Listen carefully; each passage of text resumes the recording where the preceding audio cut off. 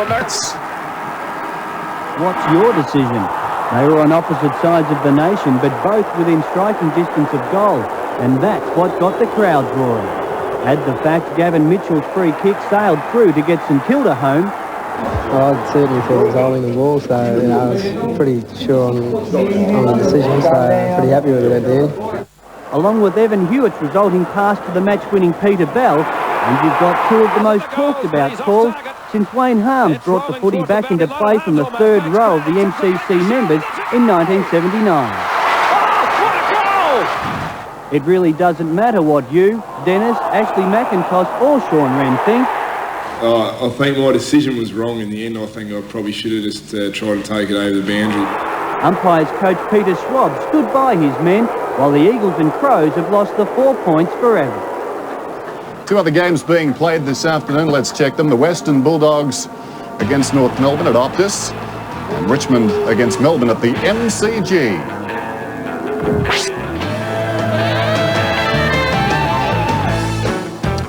Okay, well, what about these two sides this afternoon? The plight of the two teams coming in stark contrast to what was anticipated, I think, starting the season.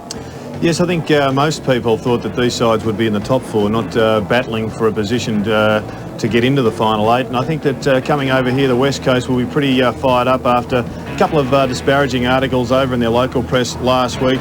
But Malcolm Blight, he certainly also has got his problems. They're desperate for a win also, last year's premiers. And when you look at their backline, Bassett has been a very good pickup from the Melbourne Footy Club, and he has been a stalwart down there in his first season at the top level.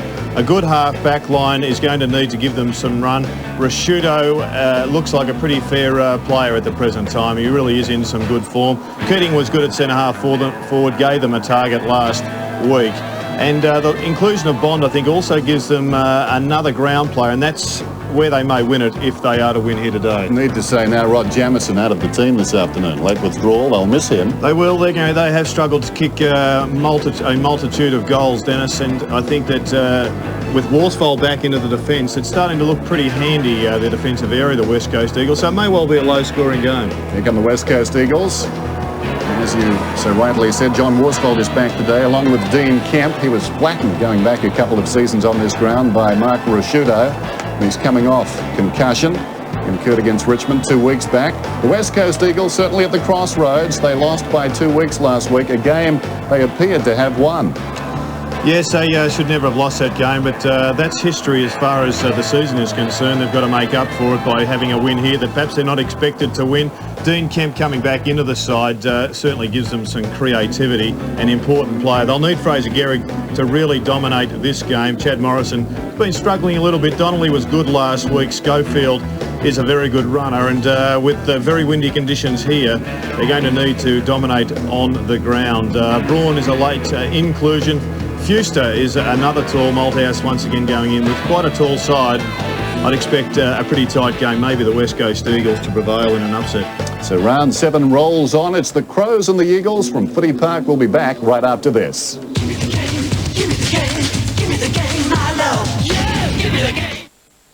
In 1950, Chicago businessman Frank McNamara conceived a master plan that changed the way the world paid its bills. The Diners Club card is an original that's often copied. Now we're changing the way the world does business. The Diners Club business card system saves your company precious time and money. First in the world and still the last word in credit cards. Diners Club International, the blueprint for all other credit cards. Adelaide Metropolitan Toyota dealers enjoy record new car sales. Now they've got a whole lot of trade-ins to clear. Clear the lots. A lot of late model Toyotas. Clear the lots. A lot of Holdens. Clear the lots. A lot of good used trucks. Clear the lots. Four-wheel drive. Clear the lots. And vans. Clear the lots. Toyota dealers all over Metropolitan Adelaide have a lot of used car stock that must be cleared. Buy now and you'll save a lot. Oh, what feeling! Toyota. Right, I've got to go. Can you see to him? Cornflakes? He likes them. Kellogg's Cornflakes, delicious flakes of corn drenched in ice-cold milk. Come on, then. Here comes the big aeroplane. Meow. Come on, Daddy used to eat these. They're yummy.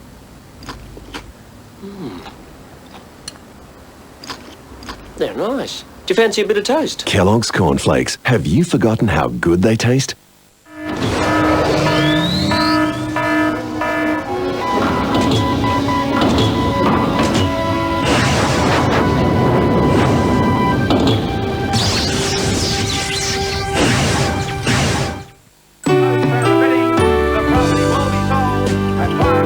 What would put you in front of your dream home? A home loan rate of 5.49%.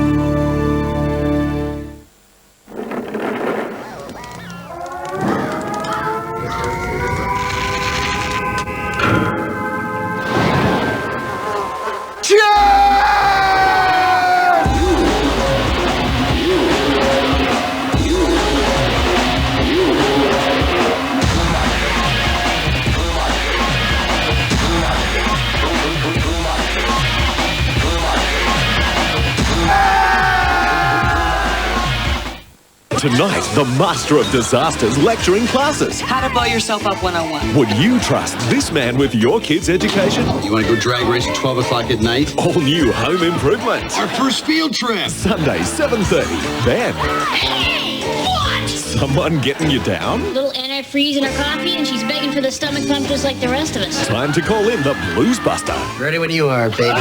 See Drew Carey, Pash Dharma on Dharma and Greg tonight at 8 on 7.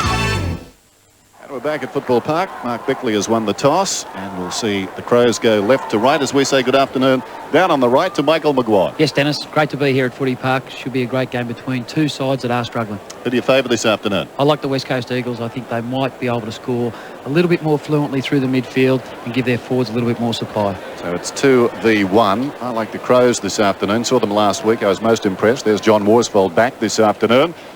Neil Curley can probably square up the ledger and make it 2-all. Curls? Yeah, thanks, Dennis. Well, ground conditions for the viewers, absolutely perfect. Wind conditions are very strong northerly, blowing to the right of the screen. It's an unusual breeze for this time of the year, so the toss was a vital factor, which the Crows won. I'm going for the Crows on their home ground. The West Coast have never beaten them here, and I don't think it'll happen today. Well, I think they might have. Just checking the record. But not lately. I think if the West Coast are to orchestrate an upset, they've got to somehow nullify the presence of Sean Wren. By far the best big man in the competition just at the moment. And his work across the half-back line often makes sides change their game plan coming into the forward line. And he really is a fantastic player, a champion player, and will once again dictate whether or not the Crows get up and have a win. Away we go. First bounce of the afternoon. Vital game. Gardner taps it down. James taken away immediately. James feeds it wide. Hart running across half back through the centre square towards half forward. Eccles on the lead. He's marked outside the 50. Overcast day. Quite breezy. And the breeze favouring the end of which Adelaide are kicking. So Eccles obviously likes his chances from here. Andrew Eccles. The breeze just pushing it a little across towards that left full forward pocket behind. Opening score of the afternoon. And Mick, in these windy conditions, it's often a tough day for the tall players, and it comes very much on-ground battle, close to the ground battle, and it's going to be the running players, I think, that determine the result today collectively. Yeah, for sure, Jared. We've seen that yesterday with the St Kilda game versus Brisbane. The talls didn't have much influence on the game whatsoever. Keating did well, knocking it away from Jakovic, out of bounds, out his side, throw in, about 60 metres out from the Crows' attacking goal. Cloudy but dry. Keating can take these ruck duels, which once again allows Wren to just play that kick behind the play. Looks like Gardner's going all the way with Wren. Metropolis around the outer side wing. Gardner went down. Gehrig back towards Gardner. Schofield is in there. Back towards Gehrig, close to the boundary line. Can he keep it in? Only just, but did very well in a tight situation. Schofield on the burst from right half forward. Floats it down towards the 50. Again, the breeze taking the ball towards the boundary line. Out on the full. Donnelly claiming a mark, but it will be a kick to Hart. Donnelly in good form last week. 5 goals. Hart, the short pass. Forward of half back. This is Connell, former Eagle, former best and fairest for the Crows. To Caven. It's a great story he is. Game number 106, finished 5th in the Crows' best and fairest last season. Taking plenty of time. Caven, high kick down towards half forward. Breeze again carrying the ball towards the outer side wing.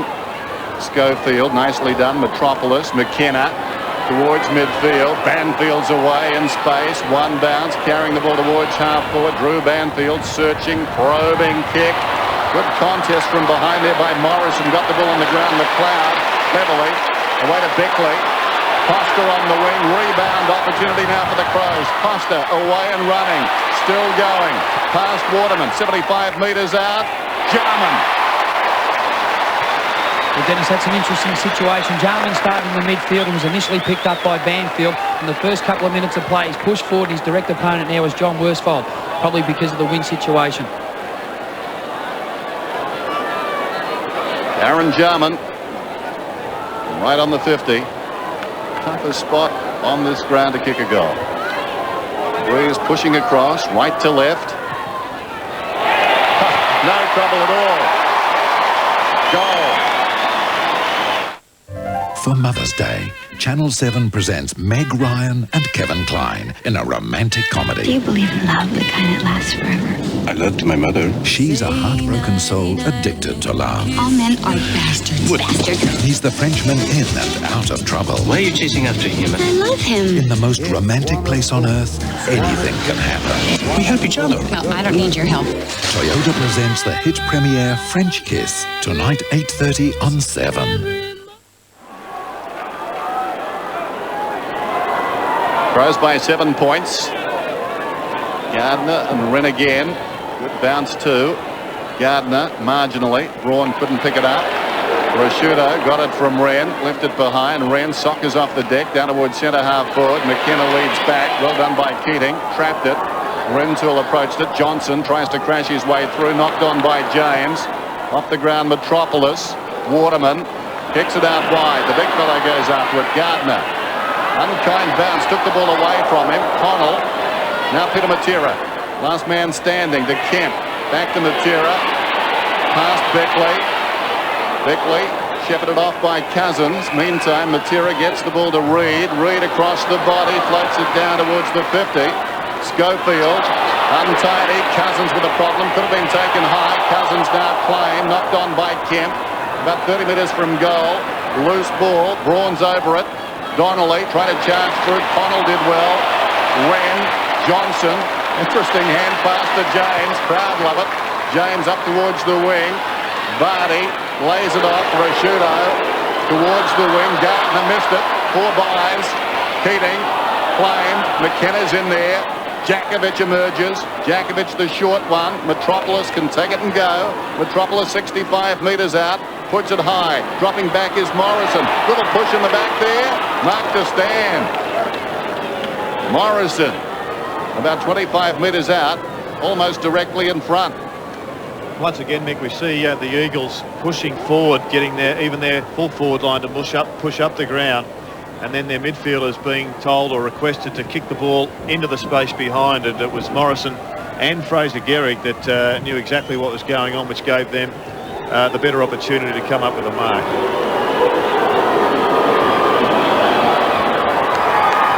It's a goal.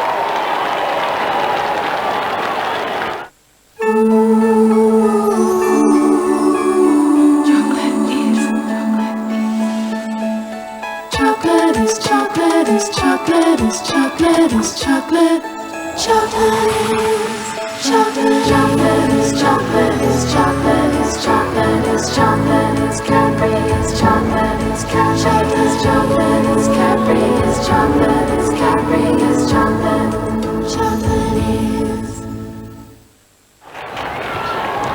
Adelaide on top by a point. 1-1 to a goal.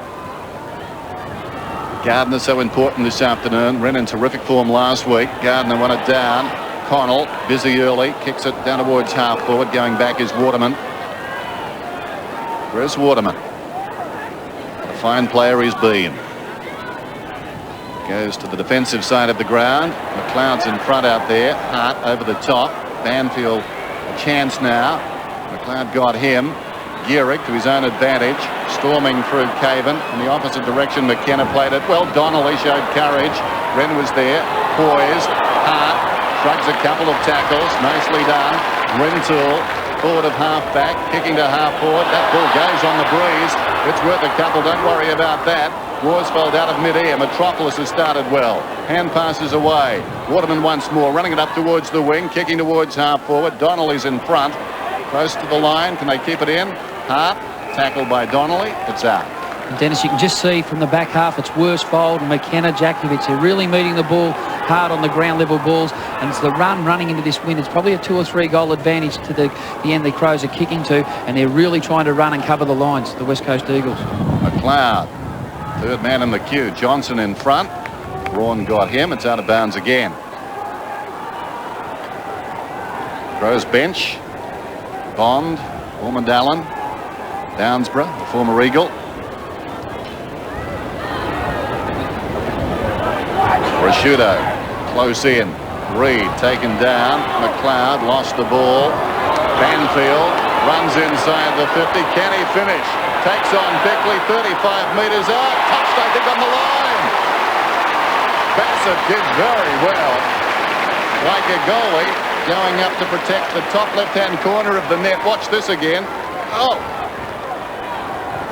Just got it.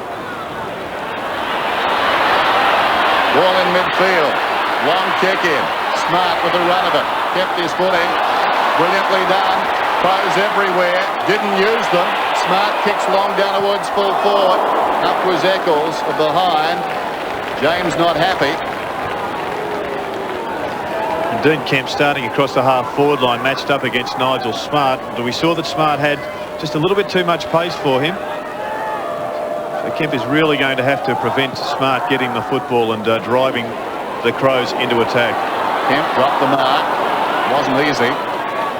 Chips it out wide into the path of Jakovic. Jakovic, a runner inside. Rains a hand pass. Stops. Kicks it down towards half-forward. Donnelly, fisted away by Hart, taken by Costa. Back to Hart, nicely controlled. Rashudo, busy early. Rashudo stubs it down towards the wing and Tyson. Tyson inside the 50. Jarman.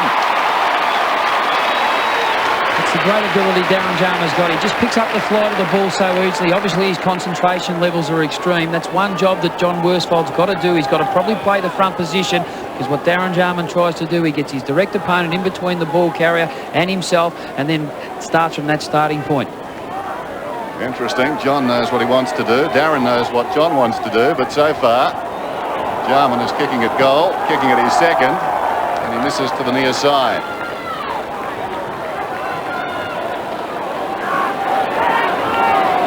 Choney onto the ground. Johnson is off. Kick in close to the boundary line. Braun, unfavourable bounce. Connell working with Wren. Short one is on to Jarman again. Punched away brilliantly by Matera. Wren gathers the ball. Mission impossible from this angle. And he just missed. Great effort from there by the big man.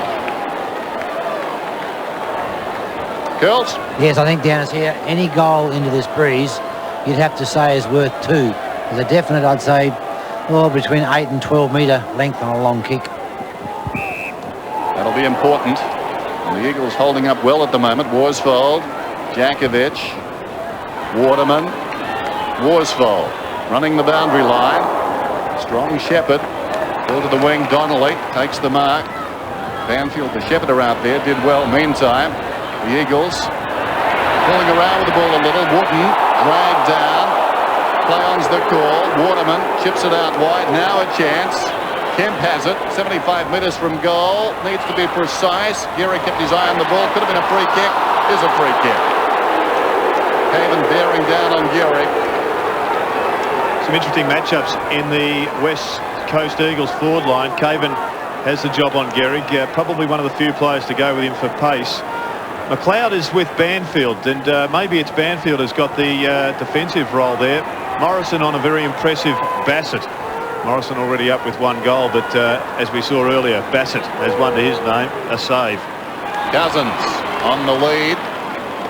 Into space. And that's another interesting matchup too. Bickley's actually gone to the back pocket playing on Ben Cousins. Seems a luxury, doesn't it?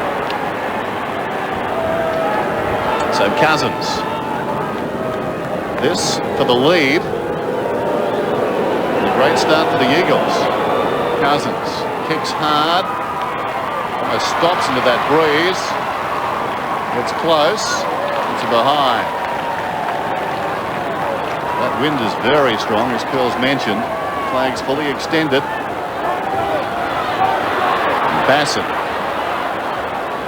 Fine acquisition this season. In short, Connell to Smart. Smart around Braun. Chips it up to the wing. Too much carry for Tyson. Still it's Tyson though with the run of the ball. Wooden did well. The lady has run there and came across Tyson just to pat the ball over the line. It's interesting whether or not the West Coast Eagles will continue to go man-on-man with this approach on the kick-ins for the Adelaide Crows. From a defensive viewpoint, they might be better off going with the zone defence. Gardner over the top. On his knee is Rintoul. Connell. The umpire wants it. The umpires this afternoon. Norton, Goldspink, and McBurney. Peter Matera found some form last week. Played pretty well. Bounce forward of the wing for the Crows here. Wren and Gardner. Rashudo. Still Rashudo. Did well. Rintoul.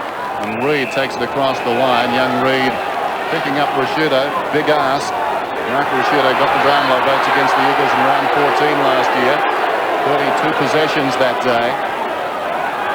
Keeps finding the ball. The Eagles looking good. Holding at the moment. That's the first requirement. Waterman's kick, very high. Smart, couldn't control it. Reid crashes into the pack. Like Rugby Union, it came out the back. Well, it didn't quite come out the back. Tied up. You spoke about tying it up, Dennis, and that's exactly what the West Coast Eagles players are trying to do. Reid's gone to Rashudo, as you've spoken about. Also, Matty Connell's got the job on Peter Matera, and that's what West Coast will need some drive from him today. Rashudo once more, inside the 50. Keating. Oh, great fist away by Djakovic. McKenna camped in front. Petropolis hard against the boundary line. High kick. Cousins came hard, but with a judgment Wren. What a wonderful mark. Sean Wren, one of the superstars of the AFL.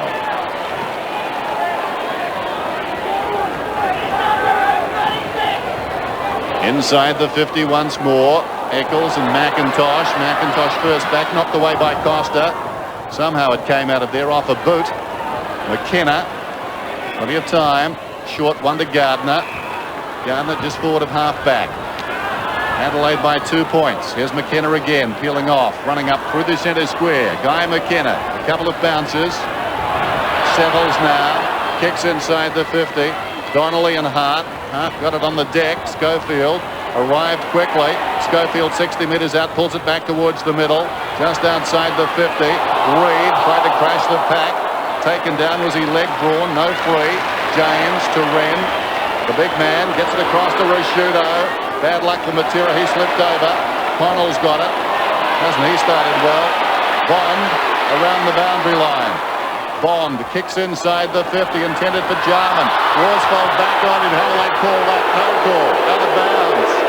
Well, had to be a free kick, I think, Mick. There was no doubt a grab on the jumper by Darren Jarman on the West Coast Eagles skipper. Perhaps you could argue that there should have been a free kick there against Worsfold, but it was a side bump. And I don't think there's any doubt there was an infringement against Darren Jarman. Thrown in, Keating's in front, directs it down. Costa's got it now.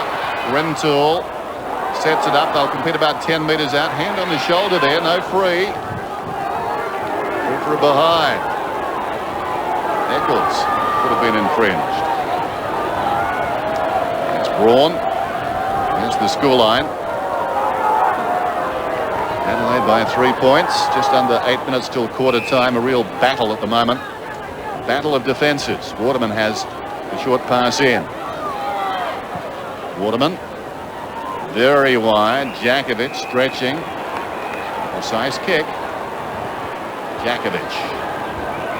Up towards the wing. Geary tries to control it. McLeod waiting in front. He does. Breaks away. McLeod. Back come the Crows again. Can the defence hold again? Jarman hands to it. He's going to get a free kick this time. What about the last one, says Johnny? Well, Mick, we were at Waverley yesterday, St Kilda and Brisbane, and free kicks were of a premium, and following a couple of controversial decisions last week, looks like the umpires have decided to put their whistles away, and they're going to be quite selective in the free kicks they pay. Yeah, there was a free kick there on that occasion, though, Gerard. There's no doubt about that. Johnny Worsfold probably over-tried to play the man on that occasion rather than the ball. Jarman kicking at his second goal. It's tight. Behind. Well, costly misses now for Adelaide. They've done quite well to keep their forward line open and give their forwards, in particular Darren Jarman, some set shots. And he's just admonishing himself. Maybe just... he's talking about bad luck. Yeah, maybe the wind is just doing a few little tricks out there that is pretty tough to read. McIntosh to Matera. It's Peter. Squares the ball. Waterman. Coming up to his 8th possession, Chris Waterman. Hugs the boundary line. Gehrig's the target out there, reaching over the top, strong hands. He plucked that one. That was a terrific grab. Fraser Gehrig plays on. Now forced to kick up towards half forward. Sean Wren bumped out of it by Donnelly, but Donnelly's man Hart makes the easy mark as a result. And Mick, they've got Michael Gardner patrolling up and down the middle of the ground. They've got to try and get the ball to him to make Wren more accountable. There's McLeod running to centre half forward. Question of accuracy. He's got it.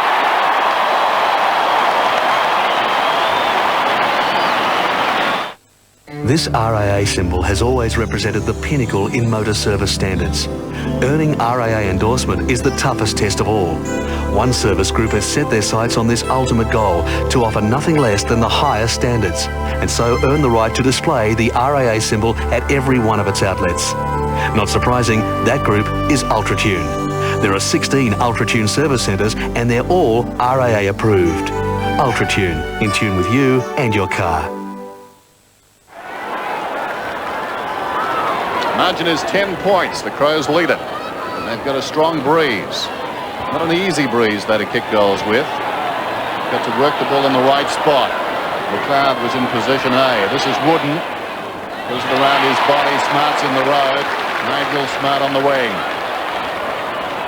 Short one to Connell. Connell past Matera. Would have enjoyed that. Towards the middle and Eccles low down. I didn't think he marked it. The umpire thinks he did, but he's almost directly behind him, the umpire. Was that a half volley? Watch it again. Watching. I'd nearly pay that, I think. Dennis?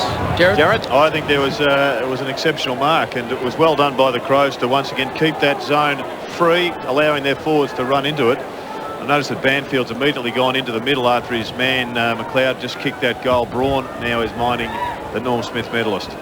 Eccles. Promising youngster. Slots him. So, who's going to get the Brownlow this year? Sydney's already got it, haven't they? Oh, I forgot about that. Yeah. Silly hush up.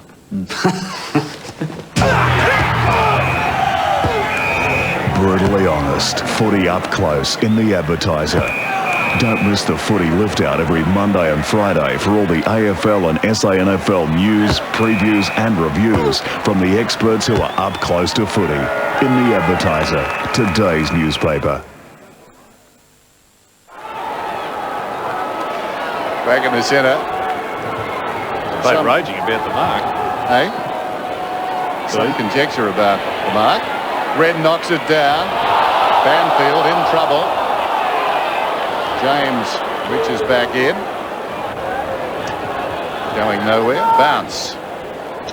As you spoke about the validity of using Gardner, Gerard, to go and counteract the influence of Wren, I think he's got to go with him all over the ground, especially on windy days, because change of direction doesn't usually come into play, especially when it's a hustle and bustle affair. Ran beautifully. Down to Rashudo. Rashudo inside the 50. Jakovic goes back, got one hand to it. Eccles. Jarman. Jarman likes this situation. There's another one. They've exploded the Crows. On 7 Nightly News, the new drug offering hope to hundreds of thousands. The thing I worry about is that I may not be able to walk and enjoy life. It's being tested in Adelaide and doctors need your help. Monday, 7:30, an exclusive interview with the husband of missing kidnapped victim Kerry Whelan. For the first time, Bernie Whelan speaks out about his wife's disappearance and the $1 million ransom. Australia's Most Wanted, Monday on 7. So the Crows are surging. That man's got 2 goals. They've kicked 3 in the last 2.5 minutes. 4 minutes out from quarter time. 4-6 to 1-2. They've got value now from the breeze. This time Gardner taps it down. Philip Matera overran the ball. McLeod getting it out of the centre square. The Crows looking irresistible. Kick towards half forward. Jarman up in front. And the free kick is going to Jarman. Well, when I say in front, he's in front of Worsfold, but behind Metropolis. This was a desperation act here by John Worsfold going so early. It was clear that he was just trying to get Darren Jarman out of the contest. Jarman once again showing that he is perhaps one of the AFL's greatest players ever to play inside that 50. Just so dangerous when the ball is in and around goals and coming down, putting pressure on his defence. Eagle runner going out. Jarman kicking at his 3rd goal. He's got 3-1.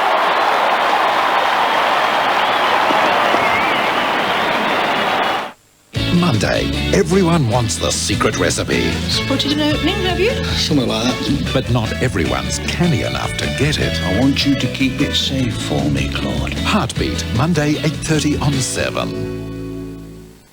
Ernie, I'd like to be, bad. Bad. This is stupid. I'm a footballer. And hey, why's it green? With the footy in his hands, in kicking distance to the goal. Good luck, Guy McKenna. Taking over on Jarman when he's kicked 3. Rashudo. Unbeatable at the present time in the centre square. Digs it out again. Down to Bond at half forward. Rashudo runs on. Bond doesn't require him. Kicks it very high. It's got a mile in the air. Keating charged at it. Dropped the mark. It goes across the boundary line. Not on the full. 36 to 8. Just moments ago it was 10 to 8. Well, just after 2, but you know what I mean. Tossed in. Worsfold, Costa. Worsfold knocks it away. Jakovic. Waterman. Reed. Forward of half back up towards the wing. Smart, the crumbs. Took a while. Intercepted brilliantly by the youngster. Reed is away, running down towards half forward. Pops it up, intended for Schofield. In from the side, Schofield on Bickley. Down goes Bassett. Across it comes to Cousins. Cousins right in front. Kicks a much-needed goal.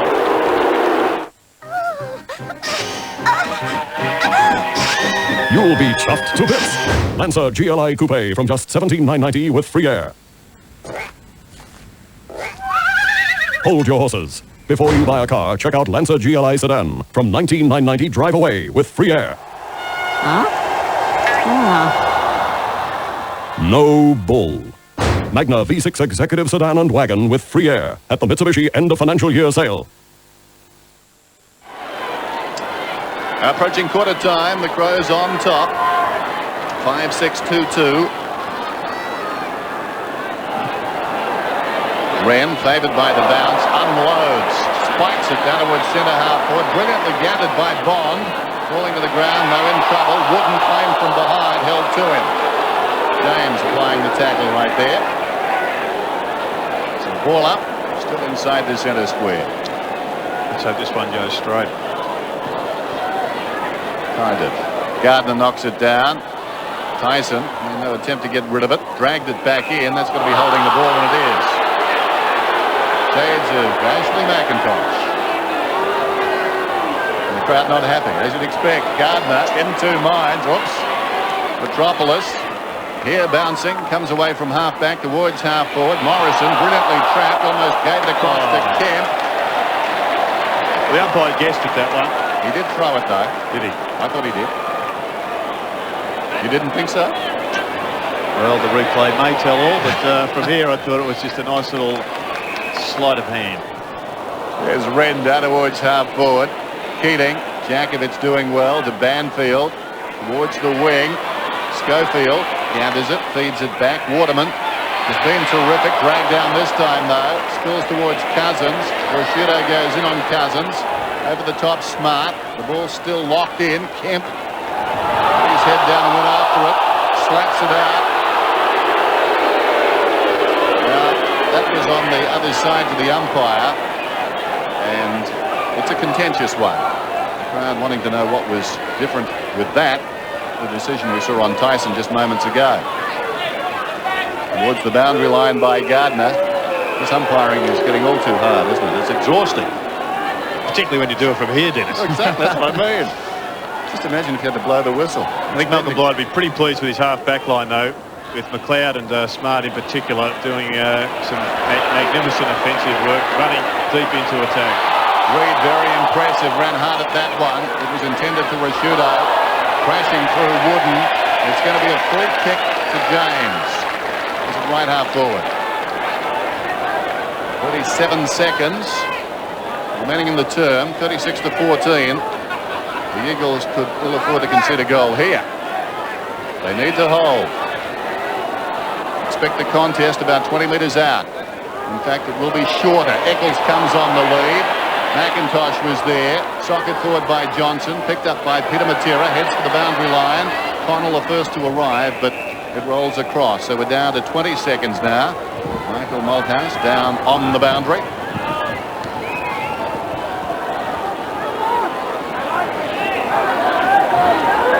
Keating and Jakovic. Keating knocked it down. Worsfold got it. Waterman, Kemp, hurriedly floats it up towards the wing. Wren goes back and beats Gardner one-on-one, but we're down to 9 seconds. Rashudo, so many possessions, kicks inside the 50, loose ball at the back. Clock is running down, wait for the siren. It was timely as far as the Eagles were concerned. Rintoul got it across to Connell, but didn't beat the siren. Michael Malthouse strides out on the football park, quarter time. The Adelaide Crows lead it 5-6 to 2-2. The West Coast Eagles will have the second term with the breeze. Interesting opening.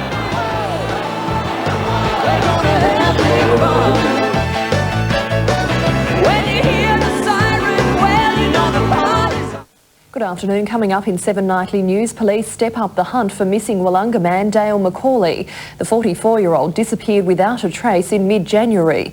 There are fears he's become the victim of foul play. Also tonight, a vicious stabbing in Adelaide South leaves 2 men in hospital. The city awash with flowers as Adelaide celebrates Mother's Day, and Greg Norman says he will stage a comeback after shoulder surgery. Nobody knows news like 7.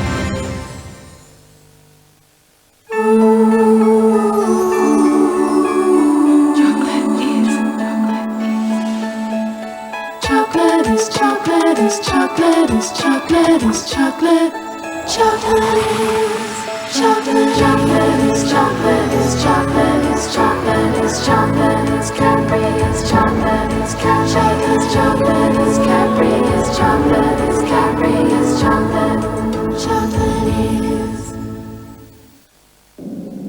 Whet your appetite this winter with the Peter Shearer Winter Collection. With wool-rich casual jackets and fully tailored wool cashmere blazers from Bassini and the finest range of quality knitwear. Whet your appetite. Look out for the man who goes by the name Peter Shearer. You won't get better service and value anywhere. G'day, Dipper here with Tony. Tony, we're talking preparation tonight. Are you ready? Oh, we're looking good. It's a really fresh start. I see you've added garlic on the team. Oh, yeah, he's a crowd favourite. You've also pepperoni, tomato and chilli. Gonna ham as well. Oh, yeah. All right, the heat's on. Let's stand back and let's see what they can dish up here. Yes, look at that. Delicious. Well, I might just wrap up here, swap my microphone for a fork. This is Dipper about to dig in for Faster Faster. When you need a pro who knows the facts to fix your vehicle's electrics on the road will get you back. Fuel injection, diesel batteries, tune-ups and air.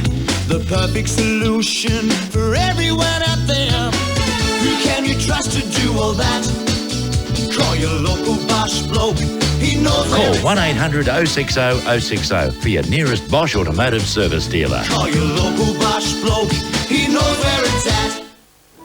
This winter, you can wake to the all-over warmth of a Bribus heating network from just $2,850 and with 12 months interest-free. Just call Manix now on 131 044.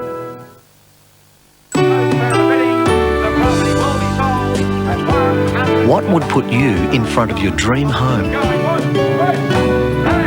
A home loan rate of 5.49%.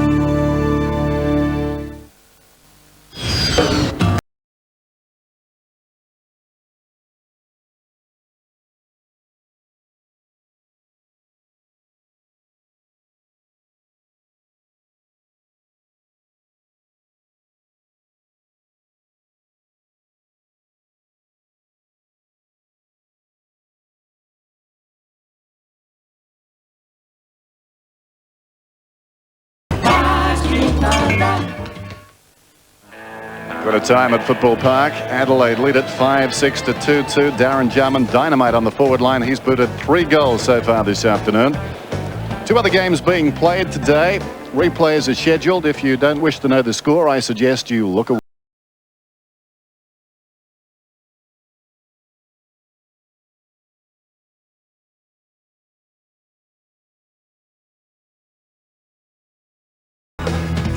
The 1998 AFL Premiership season proudly brought to you by Telstra, making life easier. Victoria Bitter for a hard-earned thirst. Cadbury Mark of the Year and McDonald's, official restaurant of the AFL. Now Richmond playing Melbourne at the MCG this afternoon. Something interesting happened just before the first bounce. Take a look at this. Well, Scotty Turner has never been backward in coming forward, and he's trying to get hold of Jim Steins by the hand. He knows the big fella's coming back after 2 weeks with an injured hand, and Scott Turner is targeting it right before the bounce. What have we come to? Come on and take my hand. There's Malcolm Blight with Tyson and Connell, his 2 wingmen. Neil? Yes, Mike Malthouse spent a lot of time over the board and had a long chat with young Philip Reid. As we know, Reid was tagging Risciuto pretty tightly in that first quarter, so there may be different tactics there. Interesting what Malcolm Blight does here. With this breeze, you'll have to run the ball, and you need good running halfback flankers, and I have that in McLeod and Smart, so expect some movement from there. But the score's about as it should be with this breeze. I'd say it's even money at this stage. You know, I think it's a pretty fair point, Mick, isn't it? I think one of the big questions is whether Malcolm Blight will use extra players in defence. Yeah, well, that's probably one thing that will come up into the first 5 or 6 minutes of play, whether they decide to flood that sort of forward 50 area, because that's where the hole was vacated for Jarman and the likes, Eccles to lead into, and what we've seen was goals were scored because of that. Started the second term then. 5-6, 2-2 here at Football Park. Wren, well, they fought a draw. Now Jarman up on the ball. Digs it out. Tyson improvising, kicks it straight up in the air. Banfield went at it hard. It'll be a ball up. Gang tackle. I just questioned, Dennis, whether Jarman could be the guy to sort of mop up and be the sweeper on the way out across the half-back line for the Adelaide Crows. Curls, more news. Very rarely does Malcolm Blight play a loose man. He may use Wren as a floating back player. Vardy away. Forward of the wing. Kicks inside the 50. Well done by Metropolis. Reaching over Johnson to fist away. Costa. He's kept it in Costa. Somehow kicks it down towards the square. Suddenly it takes an Eccles bounce. Eccles running away from his own goal. Crashing in was Banfield. Spills towards Johnson. Johnson to Jarman. Jarman, can he manufacture his 4th? I like him from here. Well, so much for that. Bounces out of bounds in the opposite pocket. Had plenty of time, maybe too much.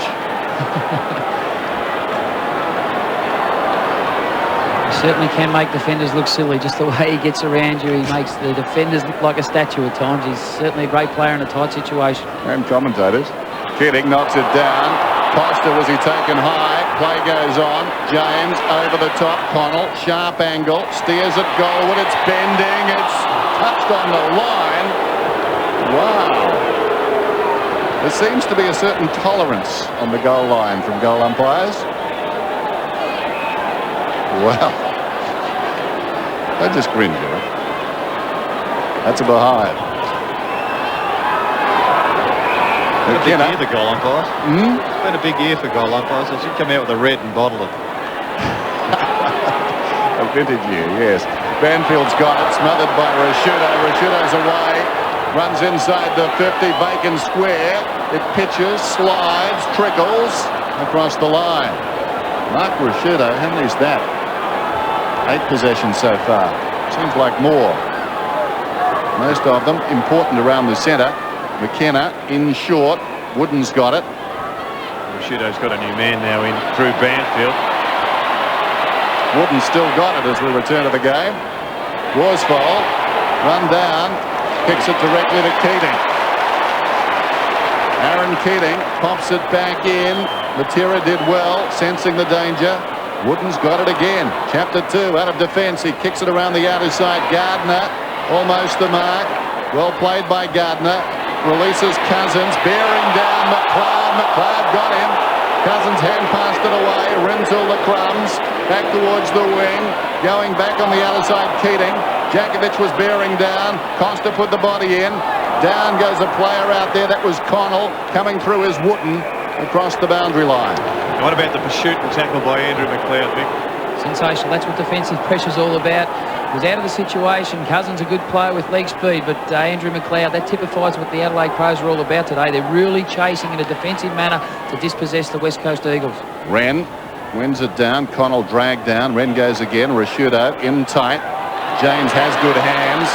To good effect that time. Got it to Smart. Smart inside the 50. Jarman back on the forward line. Coming through McKenna. Trying to bullock his way out of there. Going nowhere. Keating comes up with the ball. And this has been a very good start by the midfield of the Crows in this second term. Most of the players been in their forward half. And if the Eagles are to score, they're going to have to find some sure winners in the middle of the ground and across the half-back line. Jakovic decisively. Schofield. Metropolis. Long kick down towards half-forward. Turns the ball around. Loose ball at the back then. Hart will be first back. He's got it in the back pocket. Swings it across towards Wren. Will it stay in? Yes. Bounces obligingly.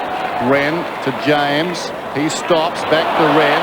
A little party there. That's the correct term. Kicks it up towards half-forward.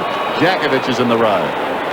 Dennis, I just question whether there should be a change now from Michael Moldhouse. Turnbull should be the man to come back on and replace the young fella in Gardner, because he's giving Wren too much latitude through the midfield.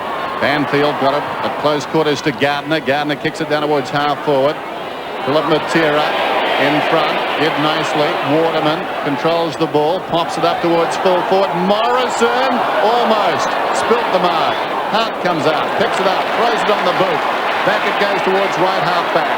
McLeod, Cousins, the roles reversed there. McLeod over the top, Wren picking up a lot of hand passes on the outer side. Goes to Rinzel, back to Wren. The big man striding out. Sean Wren kicking it up towards half-forward. Keating did well, worked in front. That was enough. There's no doubt, Mick, that they are using Sean Wren as the extra midfielder on that outer wing, and they're going to just keep on going through Sean Wren. He's got the mobility and the agility to go with him, and maybe you've called it correctly with Ryan Turnbull coming onto the ground. Jakovic. Peter Matera. High kick close to the line. Gardner and Wren. Off hands out of bounds. So despite the fact they're working into the breeze, the Crows doing the bulk of the attacking to start the second term. I reckon Glenn Jakovic is another one that could go onto the ball, Mick, as a ruckman, basically to play as a ruck rover. Wren, Rashudo, Gardner, back over his head. Cousins, Kemp, haven't seen a lot of him. Inside the 50, Bassett. What a pickup he's been. Bassett plays on immediately. Swings it out wide. Hart is running. Has the ball at left half back now. He's away.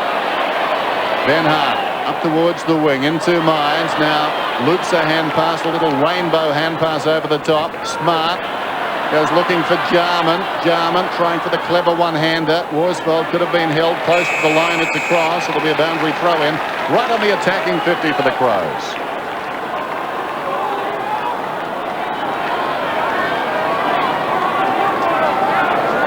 Keating and Turnbull. Keating almost clean possession. Costa, Rashuda charging through again. Gets it across to Johnson. How will this bounce? Favours McIntosh. Under pressure, McIntosh kicks towards the outer side. Foot race across. Connell's in front. Wooden is bearing down. Wooden did well. Ball jarred across the line from above the knee. 38-14. Adelaide doing more than holding at the moment. They're searching for a goal.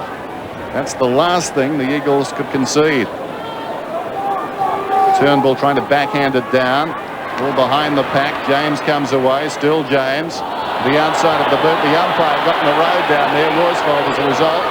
Marks uncontested. Waterman, McIntosh, they combine. McIntosh kicks it towards the outer side. Good strong grab taken out there by Cousins.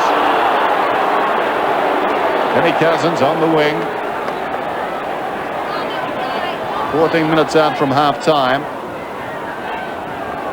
Cousins stays around the boundary. Not good policy. And kicked it towards Wren and Rashuda. And Mick Malthouse restructured. He's got Ryan Turnbull at centre half-back. He's pushed Gardner to full forward.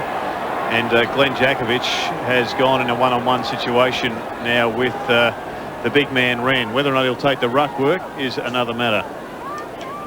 That he does. And wins. Gets a quick handball out, but a turnover now to Bickley. Bickley, hurriedly. This is Rintoul, the former West Australian, bouncing around the outer side. Rintoul kicks inside the 50. Well, the Breeze held it up. They contest right on the 50. Turnbull knocked it down. Costa, though, only as far as McIntosh. Banfield is free, or is it Metropolis? Metropolis will get it. They've got players free all down this side. Metropolis kicking it up towards the wing, going the long option. Gehrig was up, couldn't complete the mark. Tyson got back, did well. Tyson in short, gave it away. McKenna.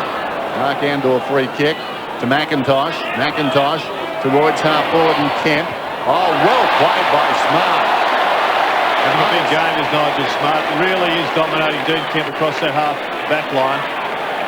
And he's been involved in a number of goals for the Crows. Eyes only for the ball there, just charging at it. And now Wren. Wren coming up for his 14th possession. We just take it for granted. He's like a ruck rover, Sean Wren. Caven has it. Wren is running again. Wants it back. That's ignored this time. And that's the concession that Malthouse has made. Jakovic's mobility to try and counter Wren. I think back to the 91 finals campaign. Leading into it, Jakovic did some ruck work to good effect. Smart, very high kick.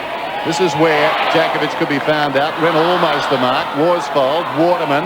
Wren charges in. Jakovic tries to soccer it off the ground. Showing courage, Tyson. Rintoul falling to the ground. Got it across to Rashuda. Another possession up towards half forward. Well played Turnbull. Slapped it away. Wooden was in there. Connell's got the ball. Turnbull plucks it off him and the ball up. 11 possessions for Matt Connell. Still the margin at 22 points. The Eagles have lost about 9 minutes now of wind-assisted time. Keating over the top. Tyson. Well, James almost was through. The hand pass was good. It came across there to Schofield from Waterman. Kicked down towards half forward. Well played by Philip Matera, but it spills to McLeod. Well, McLeod was holding on to Smart. Smart was being held onto by Gehrig, and they sorted it out. Well, McLeod wanted to grab somebody. And 50 metres too, Dennis. Watch this again. Virtually handed him the ball. And now the 50. Well, that is a puny 50 if it's 50. And kept making the point, it should be back in the goal square. That is the worst 50 metres I've ever seen. That's about 30. We just got to bite our tongue. It's obviously a seller, not a buyer of real estate. Philip Matera. It's made all the difference, has it? I think he's missed. No, it's a goal. Action. West End Gold, mid-strength beer. $21.99. Best stuff in town. Go for it, about 69. Not a bad number, eh? $20.99. Horton's White Burgundy. $8.99. St Agnes Brandy. $18.99. Buy Mum a bottle of Bailey's. Beautiful stuff. $25.99. Absolute gift. If you like to sip and you want to save, you can't go past your local Sip and Save.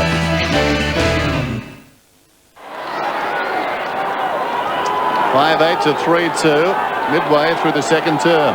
Turnbull's gone into the centre bounce.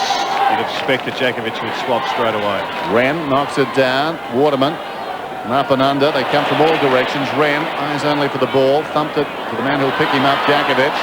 Missed down there by Smart. McLeod has it.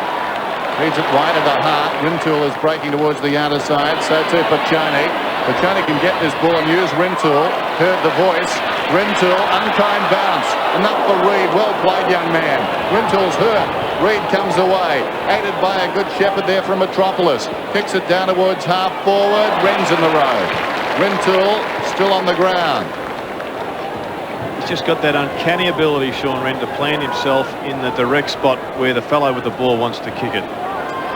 Almost as good as Gary Dempsey, or better?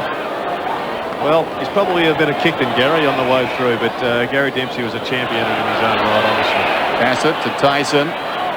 Back to Bassett. Bassett up on the wing. Kicks it high. Inside the 50. Eccles the big lick. Great judgment, though, from McIntosh. Hasn't he had a big game?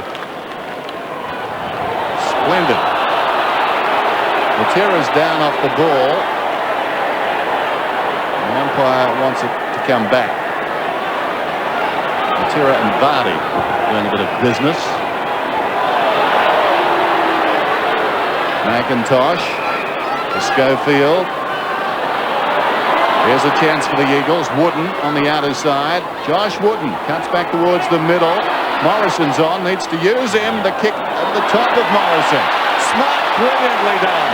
Arches the back, comes away, finds Costa. Well, that could be a defining moment. Morrison on for an eternity. Now it comes to Tyson from Costa to the 50. Taken by Vardy. Vardy short. Jarman comes on the lead. Jarman's taken the mark. Well, this could be, if Jarman would have kicked this goal, a 12-point play.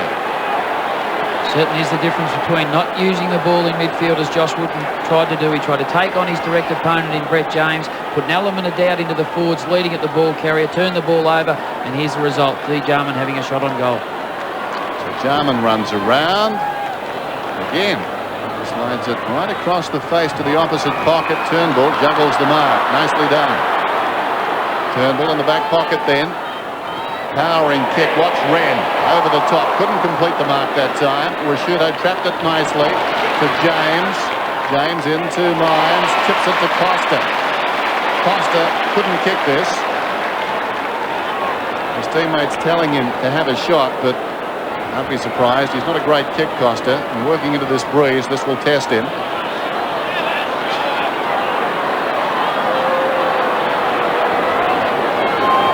Kim Costa then from right on the 50. Striving for extra distance. I think it bounced inside the field of play. It stayed in. Reid. Pachoni tried to trap it. Reid kicks it back towards the outer side. Smart leads back in the race. Gehrig. Wonderfully done, Gehrig. Quick hands away. Cousins. Kemp. Back to Cousins. McLeod closing. Cousins on the 50. Can he finish? A marvellous goal. Spills and crashes in tonight's episode of World's Worst Drivers. Were you driving or napping? Take a look at this bozo. Choose a lane, any lane. Where on earth did he get his license? Los Angeles, pal. Unless you're the world's worst driver. That wasn't me. Amy's lower prices take a lot of beating.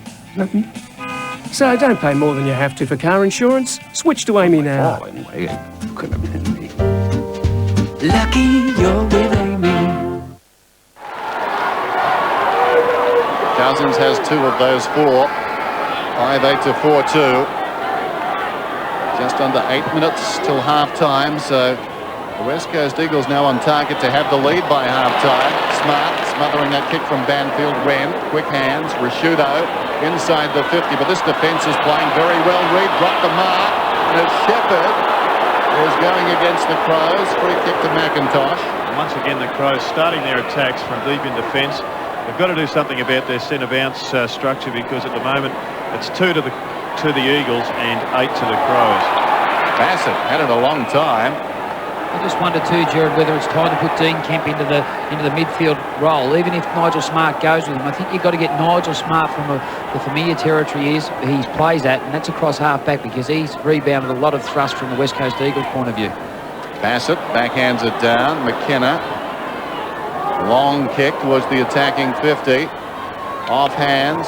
Quite a few of them. McLeod bounces the ball across the boundary line.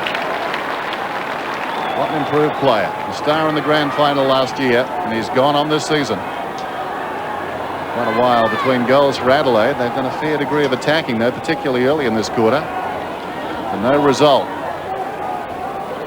The Eagles, much vaunted defence, back in form so far today. Smart to Rashudo, to Connell. In trouble, McLeod. Missed tackle. McLeod gets away. Kicks it directly, though, to McKenna. To Peter Matera. Peter Matera back towards the attacking 50. Caven was up. Lots of Eagles down behind. Philip Matera in the grasp. Defected the kick. Well done by Bassett. Maybe the handball over the top was on to Fraser Gehrig. He was streaming into the forward 50, but he was under pressure, and his defence was Philip Matera. But I wouldn't be surprised at all if Dean Kemp does go into the midfield to offer him a 5-man midfield and do get Nigel Smart away from that half-back line. It was hard to bring it in.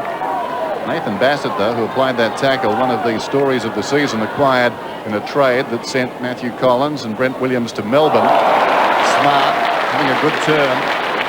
I think what has given extra value to that trade is that Brent Williams, who was highly regarded, hasn't really fired for Melbourne just at the moment. Tough to work your way into that forward line, but he's got a job to do to really repay Melbourne for giving him a second chance. Jarman to Caven. Not often you pick up a key position player who fits right in. Bassett's done that. He's been wonderful for Adelaide so far. I guess the irony is that Melbourne ended up doing another trade to get Jamie Shanahan, who's also been very good for them. Wheels within wheels. Caven towards half forward. Keating. And a bad mark. Aaron Keating. Forward of the wing. Inside up by 11 points. Low kick towards the 50. Banfield got a fist on it. Waiting behind it's Bond. Bacon square. This will be interesting. The bounce favoured Waterman. He has to kick with his right leg out towards the boundary line. Schofield and Hart. Hart doing very nicely. They started together and Hart pulled away. Pulls it back to the middle. Conceded about 30 metres, but got it to McLeod. Now McLeod can make it up. Now he runs square. Kicks it across. The mark is taken on the other side by Caven. Breaking for him, Piccioni. Piccioni will mark this one. Now towards right half forward. 5 minutes remaining in the half. Holmes on, Worsfold off. Bond has got it. Well, it's pretty fair to say, Mick, that the instruction from Malcolm Blight was to attack from that outer side, because the Crows not only gave up ground, but they went straight across the ground to come in from the outer side. And we saw a couple of shots by Darren Jarman from this side, which are almost impossible to draw through the goals. Bond, Keating, almost a mark. Eccles out of the pack. A hero murdered, a prime suspect, and a confession they all want to believe. Bang! Bang! Can Kavanagh find the truth? Are you going to take the blame again? Compelling new drama, Kavanagh QC, 9:40 Monday on 7. Tuesday, Clive meets Kung Fu legend David Carradine and the ageless Sir Peter Ustinov. You've been driving elephants in your latest movie, Stiff Upper Lips. I was playing polo on an elephant. The Clive James Show, Tuesday, 10:30 on 7. 6-8-4-3. Margin now at 17 points then. Very important goal, that one. Cousins Takes it away from Waterman. Floats one towards half forward. Bickley going back with courage. Pushing the back against Caven. Fraser Geary's got to learn in that situation, Dennis, that when the ball's coming forward, he's got to attack the ball and get into front position. The whole forward structure in the West Coast Eagles forward 50, they're letting their direct opponents lead them to the ball. You've got to come and eat the ball, especially when it's coming through your part of the ground. Girls? Showing up down here, I think you boys would have seen the pace of some of these Crows defenders, particularly Hart, McLeod and Smart, is really starting to hurt the West Coast boys. This is Tyson. Left half back. Plenty of time. High towards the wing. Keating offering the target. Smart missed it. Well done by McKenna. Into the path of Banfield. Banfield kicking towards centre half forward. McLeod off. Right grab. So clean. Plays on. Connell at right half back. Rashudo is on down the ground. It goes in that direction. Will it bounce for Rashudo? Did he keep it in? Yes, he did. Hard against the line, Rashudo. Precise. Vardy has it. Vardy demanding some movement.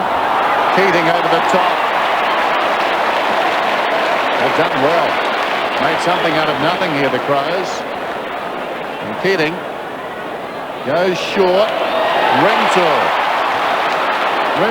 plays on and kicks it out of bounds on the full. Well, it was only the execution that let him down, but I thought it was pretty cheeky, but also a very smart move just to play straight on, because with this wind blowing, he would have been challenged by the distance. But in the end, he didn't. He probably could have even kept running, Mick, and snuck up a few more yards. Yeah, the space was certainly in front of him on that occasion, Gerard. Just the execution wasn't there, but the idea was fairly good. McIntosh, lovely kick, finds Kemp in midfield. Kemp plays on towards half forward. Gardner, not easy. The ball coming quickly on the breeze. Gardner just forward of the wing. Waterman sent away on his left foot. Kicks inside the 50. Caven in front. Gehrig over the top. Caven did well. Directed it down to McLeod. He got it to Wren. Marvellous football by Peter Caven. Connell on the other side is away. A couple of bounces. Running it up towards the wing. Matty Connell takes on Metropolis. It was all or nothing right there. Kicks towards the 50, and Keating is getting on top at centre half forward. And in front again, Dennis. That's the sole objective. When you're a good forward player, you've got to play in front. Bond. Great pass across to Tyson. Sort of. Tyson. Pachoni. Whoa, be careful, Peter Matera. No need for that. Why put it into the mix? Once again, the Eagles are having problems countering the outer players for the Crows. They're just getting loose men on that outer wing, supplying an option to get the ball into their forward line without any competition whatsoever. What a vital kick this is. Lance Pachoni to extend the lead. Now it's off to the right and short. Eccles was up. Slapped out of there by Reid. Trying to trap at Vardy. Still Vardy battling. And a bounce. Minute 25 to half-time. This has been a terrific quarter by the Adelaide Crows. They've really held up play. They've ran the ball into their forward 50 area. They've been very selective with their ball use. And that's the reason why they've nullified the West Coast Eagles from scoring. Fuster waiting to come on. They need to be quick with that. Another ball up. Jarman taken to ground by McKenna.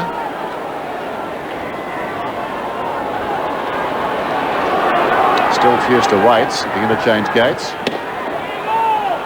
50 seconds to go. Pachoni pushed off the kick. McKenna falling to the ground. Intercepted by James. James across the body.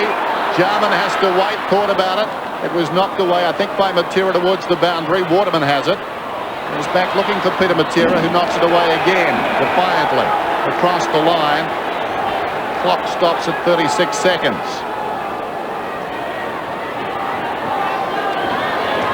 Turnbull off. Fuster on. Keating. Jakovic. Neither one touched it. Connell. Rashudo missed it. Comes back to Keating. Out to Vardy. Vardy. It needs a finish here. It needs a crow's mark if they're to score. Bounces very high. Bond and Reid. Eccles keeping it alive. Metropolis gets back. And they ride out the storm, the Eagles, towards the wing. Fuster, an unkind bounce. Bassett towards the line. Isn't Bassett very composed in the situation? When you need a bit of clarity of mind to think about the situation that's about to evolve, he does really work out that tight situation extremely well. Waiting for the half-time siren then. Wren is up, thumps it down. Rintoul, James, Lively, Rashudo. The clock will beat them. Rashudo inside the 50. And as it did at quarter time, the siren sounds with the ball on the Adelaide forward line.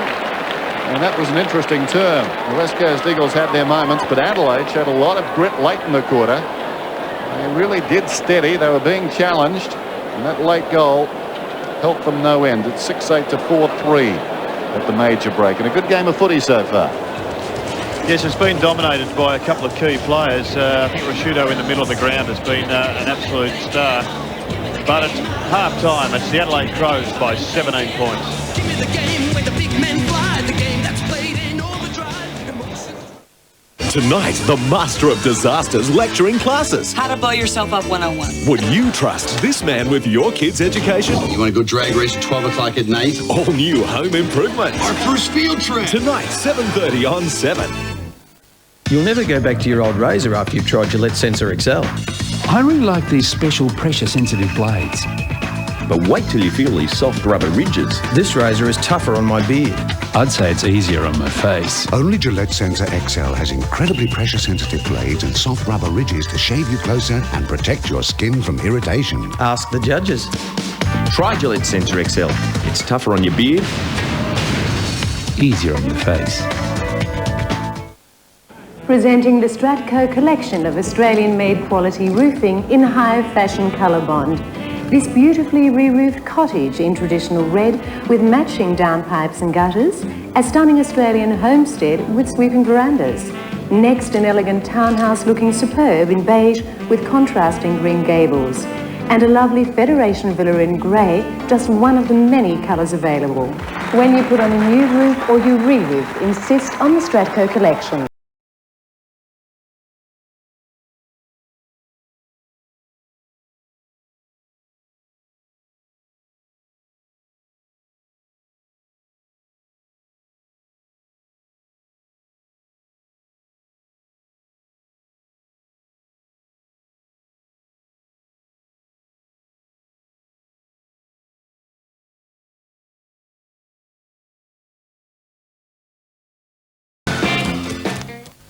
Tired of that? Well, try this. This week only, 30 to 50% off with 6 months interest-free. Try this, or this, or this, and the lowest price or it's free. Discount Lounge Centre, 90 Main South Road, Ranella, Discount City, Parafield, and 23 Anzac Highway, Keswick. Your best shave ever, or your money back. You'll never go back to your old razor after you've tried Gillette Sensor XL. it's tougher on your beard, Easier on your face. You be the judge. Take the challenge. Your best shave ever, or your money back with Gillette Sensor XL. Tonight at 6, the second half of Adelaide and West Coast. At 7:30, all new home improvement. At 8, Dharma and Greg. Then Meg Ryan and Kevin Kline in the Sunday movie premiere, French Kiss.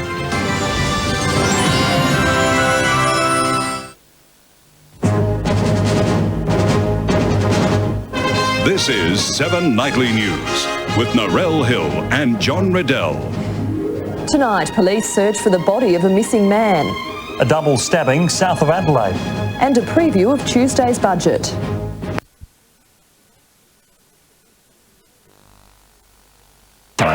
Today's newspaper. You're getting more. Right now at Harriscarf, we've got Peyton's Knit and Save 8-ply acrylic yarn in 24 great colours for only 95 cents a ball. You get so much more than you had before. At Harriscarf, it's your store. Like it? Charge it at Harriscarf. If you're planning a wedding, book your formal wear this month at Ferrari's, and regardless of the wedding date, you can hire from just $49 per outfit. That's a saving of $41. But hurry, it's for bookings made this month only at Ferrari Formal Wear.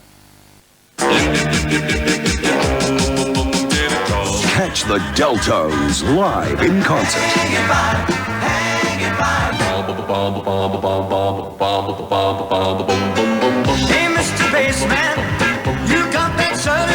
The Deltones weave their timeless magic, featuring their own hits and classic rock and roll.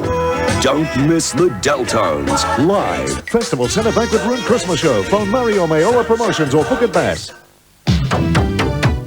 Adelaide Metropolitan Toyota dealers enjoy record new car sales. Now they've got a whole lot of trade-ins to clear. Clear the lots. A lot of late model Toyotas. Clear the lots. A lot of Holdens. Clear the lots. A lot of good used trucks. Clear the lots. Four-wheel drives. Clear the lots. And vans. Clear the lots. Toyota dealers all over Metropolitan Adelaide have a lot of used car stock that must be cleared. Buy now and you'll save a lot. Oh, what a feeling!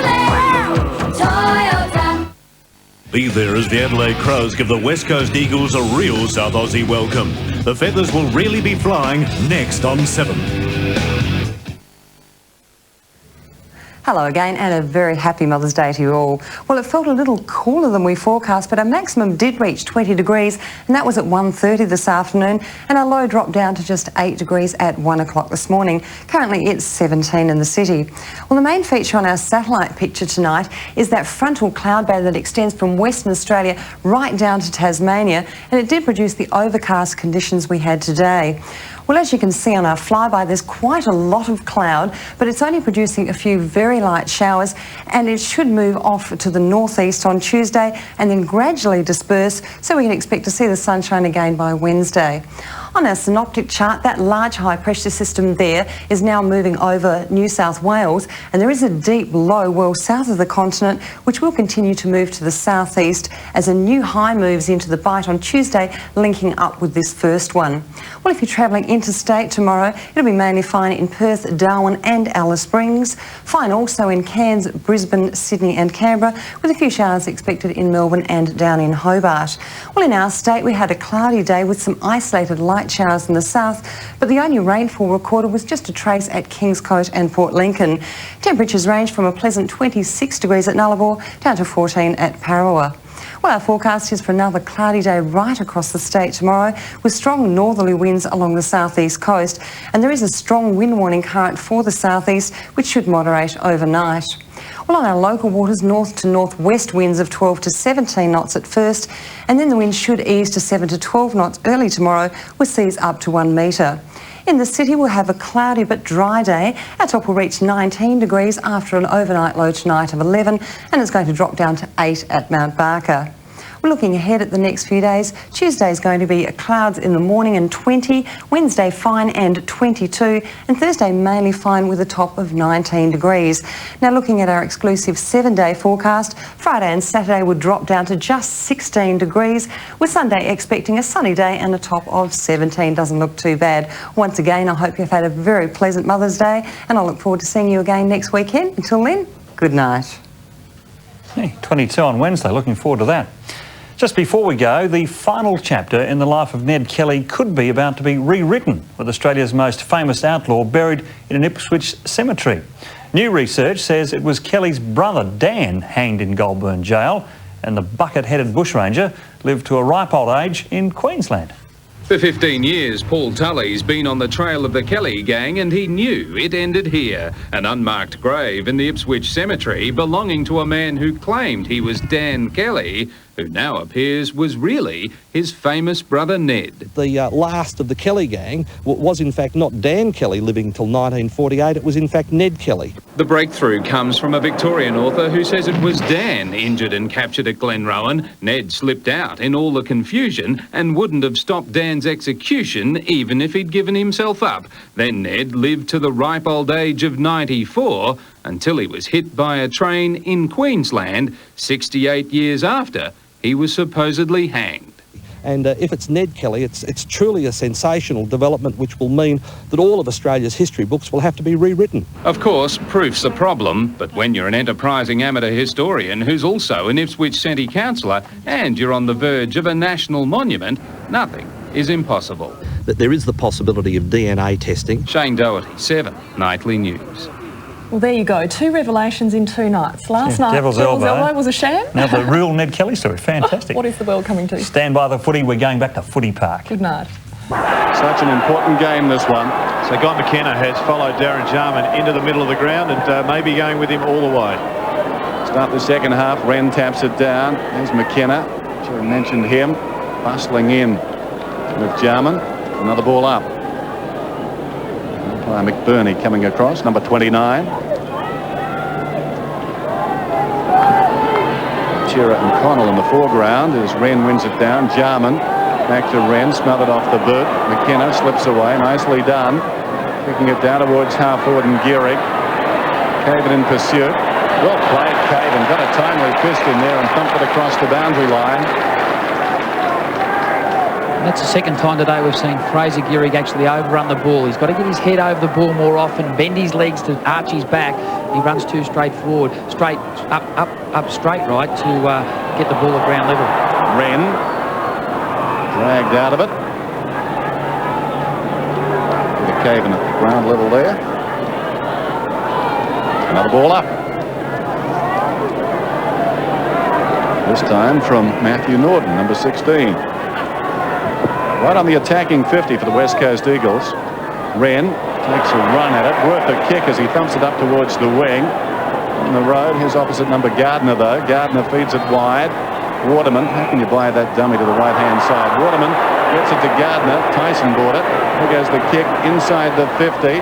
Leaping over the top half. Waiting in front, Bassett. Quickly away to Bickley. Bickley kicks for space. This will be interesting. Connell taking no chances. Sucking it off the ground. They track it down towards half forward. Coming across on the angle of his Worsfold. Worsfold across the body and around the corner. Held without it, Schofield. He'll get the free kick on the wing.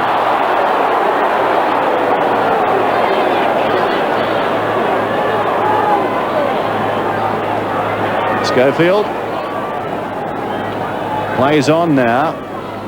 Smart favoured by the kick in front, almost the mark to Caven.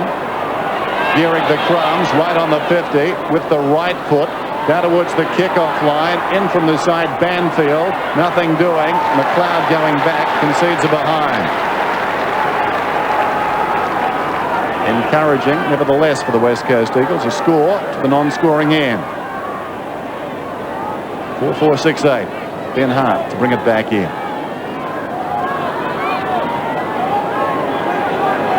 Grey overcast day in Adelaide.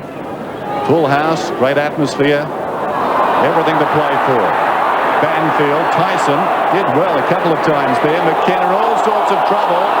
He's getting a free kick. Obviously, the umpire thought the tackle was too high. Across to Banfield. Banfield goes long down towards Donnelly. Hart knocked it down. Donnelly recovered well. Across to Peter Matera. Peter Matera in 2 minds. Back towards the middle. And evaded Schofield. Coming through was Reid. Confronted by Smart.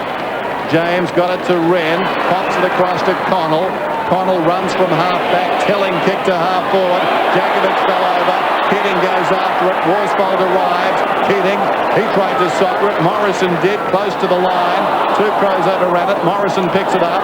Gives it back to Jakovic. Jakovic the short one. McKenna's got it now. McKenna at centre half back to Reid. Opportunity for the Eagles. He plays on towards half forward and Gehrig. Well done. They've moved it from the back pocket. Gehrig wheels around. It's Donnelly. And they're the two players, Fraser Gehrig and Donald, that actually turned the game last week against St Kilda, and the way they've opened up their approach at the ball in the third quarter, it's been promising from the West Coast Eagles point of view. Yeah, I think Guy McKenna has got 3 early possessions. I've always thought he was a player that would be a fantastic midfielder. He's been allowed to play across that half-back line for a long time, but in a side that with less talented players in midfield, I think he would have been up there a lot earlier in his career. Donnelly hits the post. Dramatic. That would have been a big goal. Curls? Yes, I think it's very obvious what Michael Model's intentions are, or his direction is to attack at all costs, and that's what they're doing. Bassett. Ember's side. Prosciutto helps it on its way into the path of Tyson. Tyson, hard running, inside the 50. Called against Johnson. Metropolis will get the free. Push in the back. Well, I think that's a pretty tough decision, Mick. It was a side push and the ball was very close. Whether it was within 5 metres or not, I think you could argue, but I think most players would have thought that was a fair infringement. Peter Matera up towards the wing, across the line. It's also obvious too, Gerard, on the Adelaide Crows kick-ins, they're using Mark Rashudo as a designated target. He's got height advantage over his direct opponent in Reid, and they're going through him. The West Coast Eagles are playing the man-on-man approach, leaving the space out wide for Rashudo to lead into. 17 possessions, Rashudo. Here's Reid, hurriedly towards half-forward. Caven. Absorbing battle that one, Gilligan Caven. Fraser standing on his digs and standing on his man.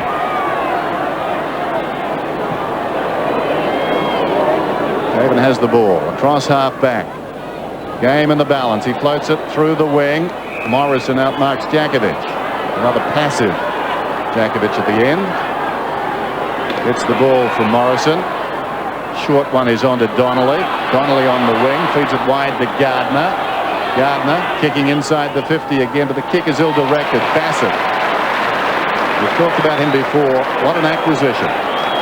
One of his great advantages is he does lead his man to the ball. That time he was 3 metres in front of Holmes. The kick wasn't a great one, but Holmes should be in front.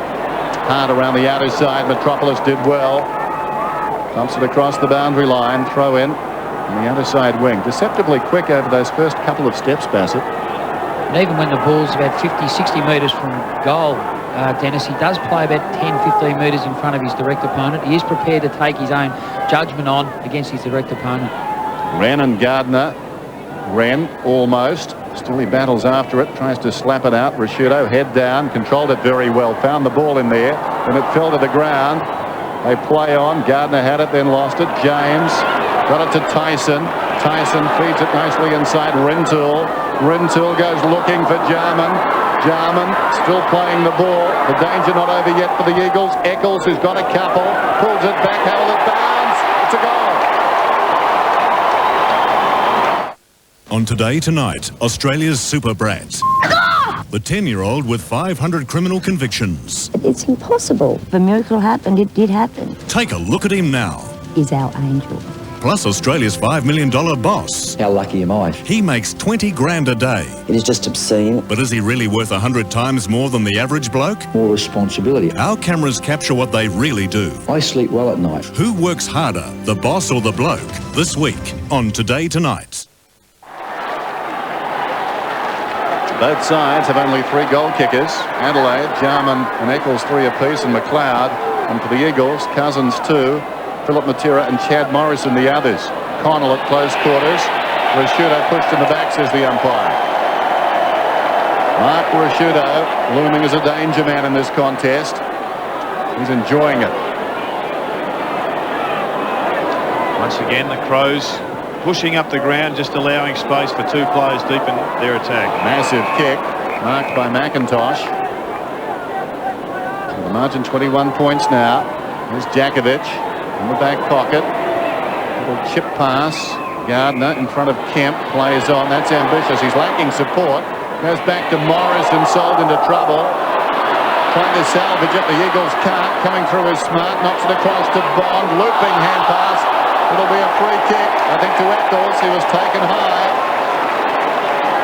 And there's the inexperience again, Dennis, from a young player in Gardner. He won the ball, good usage by Glenn Djakovic, but decided to play on without knowing what was going on around him. He ran into a wall of Adelaide Crows players, decided to handball, invent something out of nothing, instead of getting the ball by foot to the furthest contest, and hopefully West Coast Eagles could mark it further up the ground. Andrew Eccles has 3 goals. This from right on the 50. The lead at 21 points. Will it be 27? Eccles. Goal umpire moves to his right. The crowd behind the goal like it. And so does the goal umpire. Only for the burgers, only for the fries, only for the chicken, fish, and hot apple pies. Only for the kids, only for the dads, only for the moms, only for the clowns, only for the good times, only McDonald's, only McDonald's. 8-8 plays 4-5. The Crows on top. Bad bounce. Schofield thumps it towards half forward. Smart's in the road. His kick, Bond, almost. Wooden first back inside his own defensive 50. McKenna now arches the back, slides away. Morrison at the left half back decides to run. Morrison to Banfield, to Reid, look out, Rashudo almost collected him, got him on the ground. Rintoul to Johnson. Johnson running down towards half forward, kicking towards Eccles, clears here, McIntosh, it runs on! Behind. What were they thinking in the midfield? It's a very important part of the ground. You cannot afford to turn the ball over by hand or foot, especially when you're in the midfield area streaming forward. McIntosh breaks away. Morrison, almost the clever mark, overcommitted though. Connell to Eccles, and the way he's going, I think he should take a shot. He goes short instead and gives it away. Well, he was undecided. He was flustered by his own teammates there, the youngster. McIntosh defending grandly, goes to the outer side. Jakovic has it, and he's away. Jakovic to Wooden. Wooden, forward of half-back, kicking towards half-forward. Fraser Gehrig goes back, and what a clever mark. It's been a good one-on-one contest, this between Caven and Fraser Gehrig. It's fairly even at this stage of the game. The highlights of the game. Fraser Gehrig, too far out to score. Play on's the call. And he goes back on his right foot. Not the area he wants to be in. Puffs up the ball. Banfield's got it. Comes to Schofield. We've seen that as holding the ball on some occasions this season. Banfield falling to the ground, gave it away. Tyson, Rashudo. It's a testing time for the West Coast Eagles at the moment. Rashudo across half-back. A probe towards half-forward. Jakovic almost. Goes back to Crummer. Nicely done. Slips it away to Metropolis. Metropolis back to Jakovic. He needs to be careful. He's gone. Eccles got him.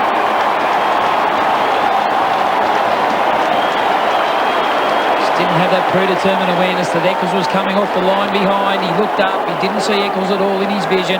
That's great stuff from a youngster. He never gave up the chase. It looked like being a good build-up from the West Coast Eagles' point of view. But it all started across half-back with the effort of Mark Rashudo. Great smother, rebounded, recovered to get the ball, brought it forward, and here's the result. A chance to kick another goal for Andrew Eccles. Well, Treadray yesterday in terrific form for Port Adelaide, kicked 8 goals. Another youngster bobbing up from South Australia today. Not a South Australian, but playing for a South Australian club, and this is very close. He's missed. Interesting, I think the Eagles are letting some of the more inexperienced players make the decisions. We saw on the outer side Gardner getting in front of Kemp to take the mark. Metropolis then, Wooden just moments ago. The senior players giving the ball to the junior players and asking them to make the decisions. So fair to say, Dennis, there's a big gap in the Eagles list between the very young and the relatively old. I think so. It's a fair comment. Where does this man figure? Relatively tough. Short, Morrison. Morrison will come back to Worsfold. Kemp is on for a short one. Kemp on the wing. 58 plays 29. 10 minutes to go. Dennis, I just wonder at some stage during the week to have a look at the 24 to 28-year-olds that the West Coast Eagles have got. Maybe just at the moment it's that dearth of players in that age group that is costing them. Gehrig plays on. You could be right, but look at the quality on the field. It's still potentially a winning side. They haven't lost this one yet. Bassett coming through though. Gee, we like him. Bassett getting a standing ovation. They're standing in front of us here as Bassett breaks down the wing, kicks for Eccles, almost the mark. Heating an opportunity, hand passes it forward. Worsfold stood his ground. He never does less. Hand passes it towards the 50. James to Bond. Bond a high kick. Eccles is going back. Across comes Matera. Up his fingertips and across the line. Well, it's been a pretty hard-hitting, tough affair here by both sides, but I think it's been the Crows, Mick, that have won in the pressure department. Yeah, especially in the defensive part of the ground. Every defensive player from the Adelaide Crows point of view are prepared to meet the ball, as Nathan Bassett did on that occasion, and that's their springboard of attack. Matera, that was Peter, gave it to McKenna, who kicks it straight to Paccioni within scoring range. It's a pretty nice kick, young Lance Paccioni. And with this win behind him, he's better than even money chance to kick this one. This will hurt. The Crows have doubled the Eagles' score. They're up by 29 points. This to make it 35. But again, Dennis, it's a shot at the goals due to pressure on an eagle with the ball, turning it over. Choney needs to aim slightly right, but that breeze has straightened, if anything, virtually down the ground now. Hushed stadium. Choney has got a goal.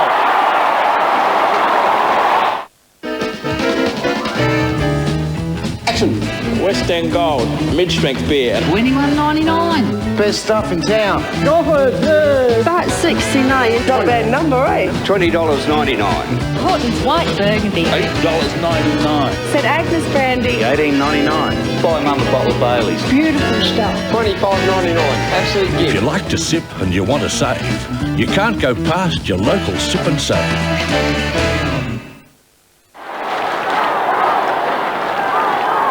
8.5 minutes till three-quarter time. 64-29. Getting lopsided, but the breeze is strong. Tapped out of there by Bickley. Wren held a long time. Wren. Matera sneaks away with a footy and kicks it out towards the members' wing. McLeod leads. Well done by Reid. Fickle bounce. Down went Connell. Suddenly the umpire's letting them play. McLeod goes over the top of him, Matera. Dennis, he's certainly one player that has to really lift his work rate. He's certainly going through the motions this stage. He's only had 3 kicks. Not many of them had any penetration at all. We know he's penetrating with both his leg speed and also the way he covers the ground. But more importantly, his penetration with his kicking. He hasn't done that at this stage. A little muscle rumba. Wren and Gardner. I think, Mick, it's Matera that's just had the 3 kicks. But your point, I think, is relatively valid. Matera with just the 9 touches. Tyson, brilliantly done. Gets through. Centres it. Down towards Eccles, a danger man. McIntosh, though. It's become an interesting duel. Eccles with 2 goals in this term. Fighting back against McIntosh. Gardner needs to mark it and does. Kemp's on down the ground. Kemp still calling for the ball.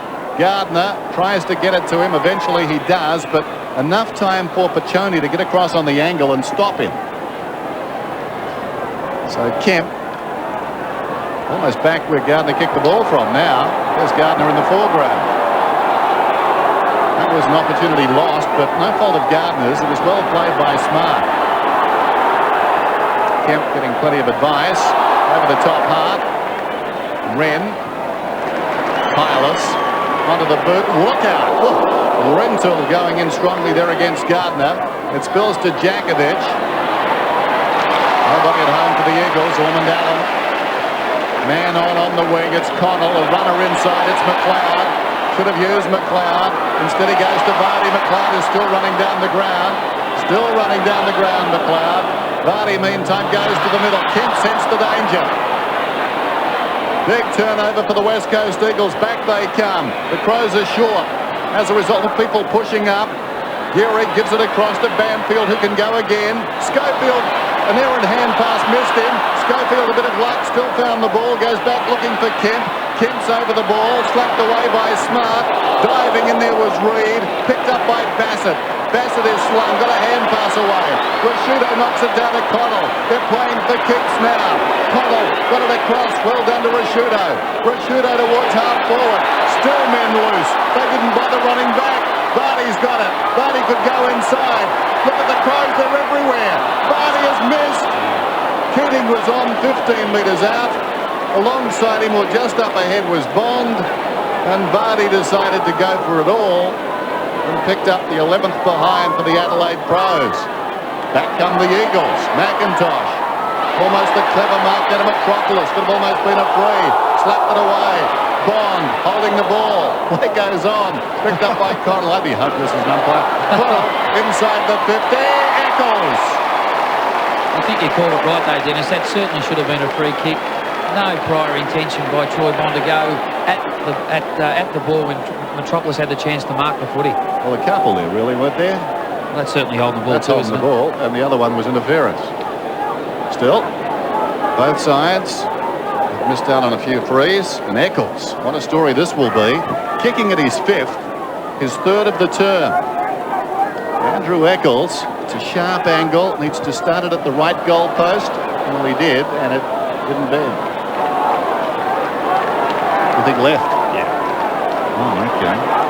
I should have met you about 30 years ago. Well, if you start at the left goal post, the wind is going straight down the ground. Well, it is now. That's quite right. I was working on that angle breeze we had before.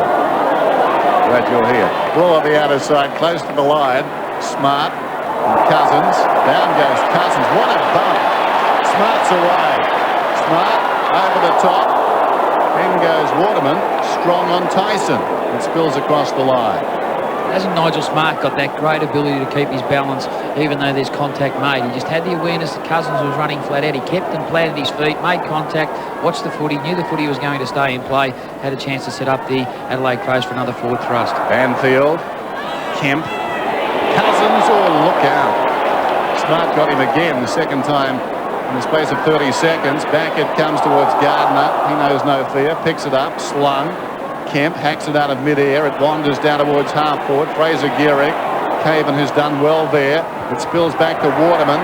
Waterman feeds it to Kemp, who's forward of the wing. Kemp goes to Cousins. Cousins gets it across to Banfield. Banfield inside the 50 to Donnelly. And that was a good mark. Donnelly will kick from just inside the 50.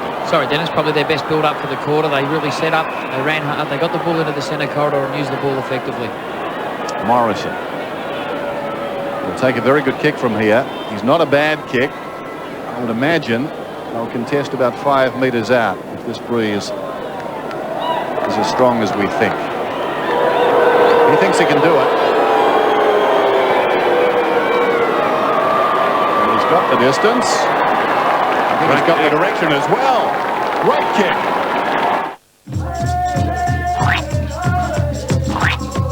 You'll have to put on a brave face if you miss Lancer MR Coupe from just $23,990 with CD player and free air. It's out of the bag! You can get Magna Advanced Sedan and Wagon with free air. No more to pay. Mirage from just $14,990 drive away at the Mitsubishi end of financial year sale.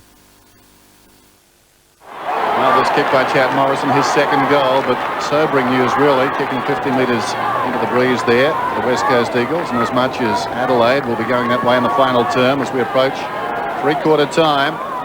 Gardner thumped it down. Reid, can the Eagles manufacture another goal? Banfield, who's worked so hard, kicks it inside the 50, runs across the boundary line.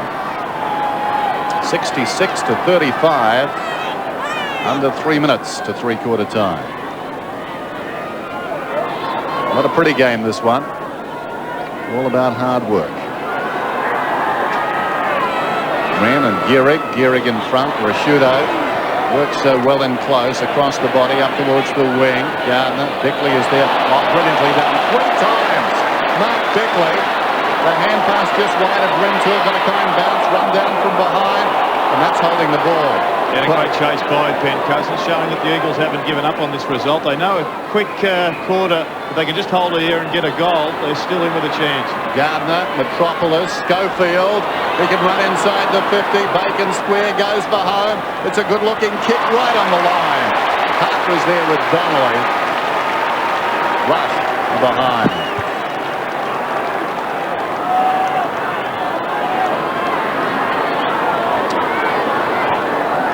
Just looking at those flags, I think that breeze may have dropped a little bit. As Hart kicks in. The game's still to be won, but Adelaide doing best at the moment. Pachoni. Tyson off a step around the outer side wing. Smart and Kemp. Smart has been very good in this quarter. Collides with Keating that time. Keating put the body in well. Tries to get it across to Smart. It's a live ball. Jakovic got it to Morrison. Untidy hand pass. Gardner, that was ambitious. Plenty of Crows in there. Rintoul hurriedly onto the boot down towards half forward. A whistle. Eagles free. Dennis, you can just sense the midfield for the West Coast Eagles. They're starting to lift their intensity, lift their work rate. They're getting more numbers at the ball at this stage of the game than what the Adelaide Crows are doing. And they're not out of this game just yet. Wooden, wide. Peter Matera stretching, takes the mark. Well, the season could be on the line for the losing club here. Finals, and of course a home final. A loser would be hard-pressed to make up that sort of ground. McIntosh off the step laconically, pops it across to Banfield. Eagles down by 30 points. Banfield plays on, outside 50, trying to get closer. Off the ball, some holding. Bassett comes away. It'll be an Eagles free, I think, directly in front. Houston will get it. Or is it Donnelly? Both the players pick themselves up. Houston at the back there. Yes, it's Donnelly in front. Meters off the ball. So Andrew Donnelly will kick from 10 metres out. And these late goals getting the Eagles back into the contest. Just to make the margin 24 points. Touched by the man on the mark. Bassett got his fingertips to it. Dear, oh dear. Well, it's Hart standing the mark. And going on the flight of the ball, it was touched. It certainly wasn't spinning well. Djakovic takes the mark at right half back. Is that a great quarter, Glenn Djakovic? 35 seconds remaining in this term. Close to the line. Ormond Allen was up. Free kick to Waterman.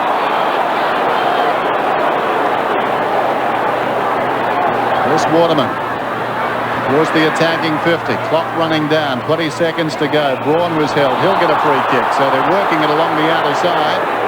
A series of free kicks. Braun towards the middle. Gehrig has taken this mark. About 35 metres out, sharp angle, but the umpire insisting the ball come back to Braun. Braun's got it. We lost some time there. Clock now showing 10 seconds. It needs a mark for the Eagles. Matera, nothing doing. Fuster pushed off it by Wren. Braun crashes in. Bassett is pushed in the back.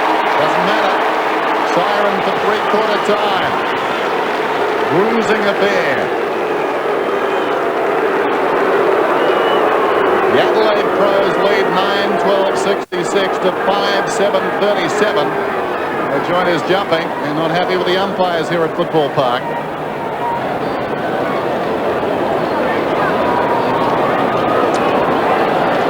What a turn.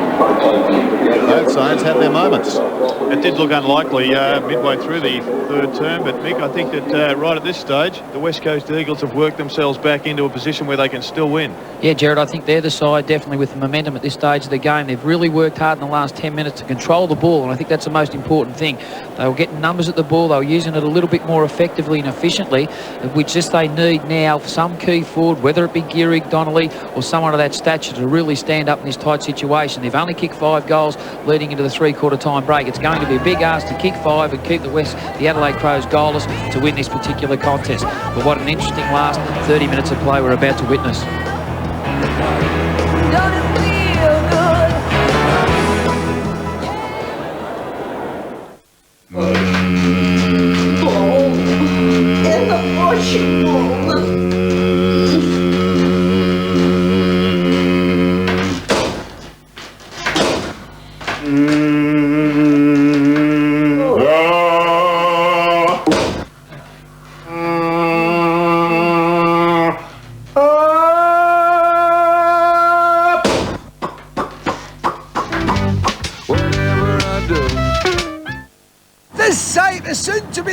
Of the Sydney 2000 Olympic Games village. As is my wont, the facts and figures about the games that I find so fascinating are the ones calculated by some Cedric, like the 82 tons of seafood, the 317,000 eggs that'll be consumed by the athletes. Bloody big omelette, eh? There are more mind-boggling statistics under here. Telstra laying 4,500 kilometres of fibre optics. Billy! Time to go! Hello! Oi! He's headed this way. I must have done something wrong. This will be the first fully digital transmission of a games watched by over 4 billion people round the globe. Sir, this is a restricted area. I was just telling Australia about the great work Telstra's doing here. Quick, let's have a look at the Telstra team. They all deserve a medal. Sorry, Mr. Connolly, but it's for your personal safety. All I want to know is, how do the chickens know to lay extra eggs?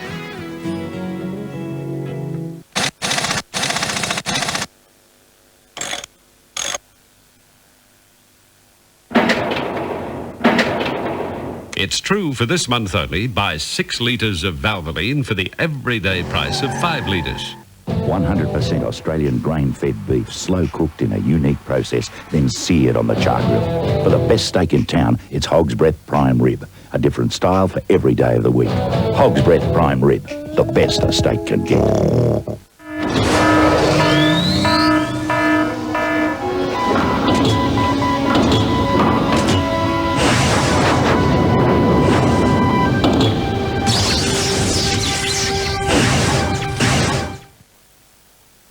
Right now at Budget, just to make you even more inclined. Our prices are going down fast. Budget. Go your own way. Mitre 10 out of 10. When you've got a serious DIY project, Mitre 10 has all the expert advice, professional services and free Mitre plans you need to get the job done right, every time. And our price match guarantee means we won't be beaten on price. So team up with Mitre 10. So you'll get a 10 out of 10 finish every time. Mitre 10 out of 10 every time. For Mother's Day, Channel 7 presents Meg Ryan and Kevin Kline in a romantic comedy. Do you believe in love, the kind that lasts forever? I loved my mother. She's a heartbroken soul addicted to love. All men are bastards. Bastard. He's the Frenchman in and out of trouble. Why are you chasing after him? I love him. In the most romantic place on earth, anything can happen. We help each other. No, I don't need your help. Toyota presents the hit premiere French Kiss, tonight 8:30 on 7. There's 4 big premiership points up for grabs in this, the final quarter, between Adelaide and West Coast.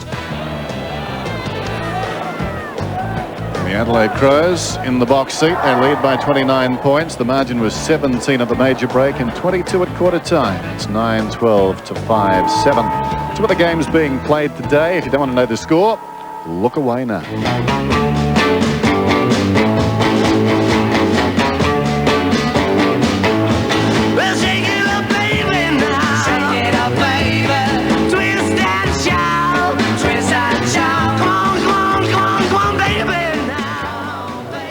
Malthouse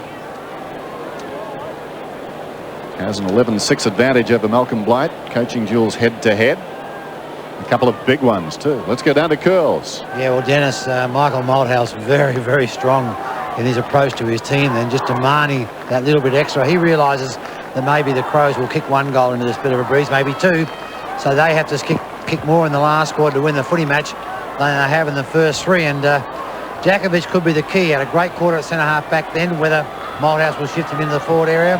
And then, of course, he did that in the second quarter, and Keating played very well for the Crows. So it's a catch-26 situation, and Mickey Malthouse has got to play his trump cards. Kills, what about that breeze? Is it still there? It is still there, Dennis. Righto. Final term at Football Park. Crows leading by 29 points. Both clubs looking for their 3rd win of the season. The loser will be in trouble, no question. Gardner goes up. Rashudo again. Kicks it down towards half forward. Bond storming up the ground. Loose ball. First back. Bond, as it turned out, diving across the boot of Morrison. Jarman works it through the pack. Jarman away to Bond. Bond 35 metres out and closing. I think he's kicked the goal. What a start. Tonight, the master of disasters lecturing classes. How to blow yourself up 101. Would you trust this man with your kids' education? You want to go drag race at 12 o'clock at night? All new home improvement. Our first field trip. Sunday, 7:30. Then. What? Someone getting you down? Little antifreeze in her coffee and she's begging for the stomach pump just like the rest of us. Time to call in the Blues Buster. Ready when you are, baby. See Drew Carey, Cash Dharma on Dharma and Greg tonight at 8 on 7. Bond, Troy Bond, what a great goal. Very hard spot to kick them this afternoon from there. Wren again, thumps it down, fit out nicely. That was Vardy, got it across to support Connell inside the 50. Eccles battling against McIntosh, still a loose ball, sliding in there. I think it was Wooden. Morrison up, but he's hurt, number 42. And the ball up. About 40 metres out from Adelaide's attacking goal. Well, a real test here. Rashudo out of the air. It floats down towards the kick-off line. It's still bouncing around down there. Morrison hurriedly onto the boot, making light of the pain. It's across the boundary line for a throw-in. There's been a lot of talk from the West Coast Eagles in recent times. Now it's going to be translated into words. Jakovic knocks it down. Bickley too easily through. Pushed off the kick though. Well done by Cousins getting back. The ball wanders across the goal face. Peter Matera handling it out towards the boundary line. Connell tries to pin the arms. Did very well. He certainly worked hard as Matty Connell all day. He's nullified the influence Peter Matera's had on this contest. He's really been with him all day. Had a chance to run off on a couple of occasions, and he's used the ball effectively when he's had that opportunity. Keating, nicely done, although he exposed the ball. Banfield came up with it. Wren drifting back, takes the mark.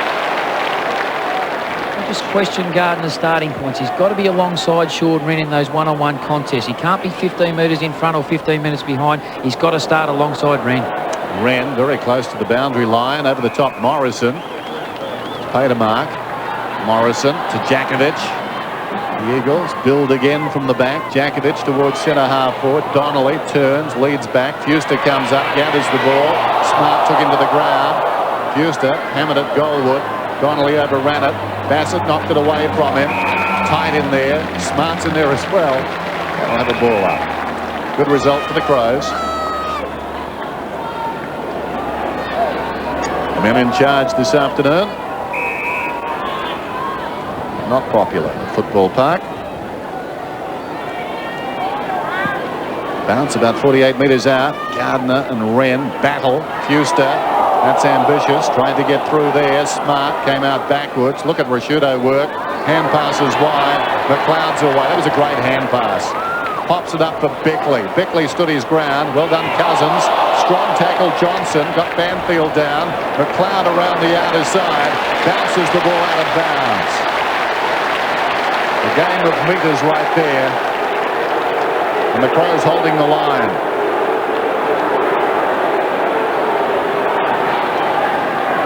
(72-37). Wren onto the boot. Gains about 30 metres. They keep possession. Vardy across the body. Look at him play in front. Important. Missed by Keating. Picked up by Morrison though. Around the outer side. Ormond-Allen. Very high. Putting a fist on it. Johnson close to the boundary line to the voice of Bickley. Out of bounds, right there, right on that spot. Thank you. So a throw in, 10-12-5-7. Mark Bickley. Wren towards the boundary line. Out she goes again. Bickley just 6 possessions today. He's had a roll.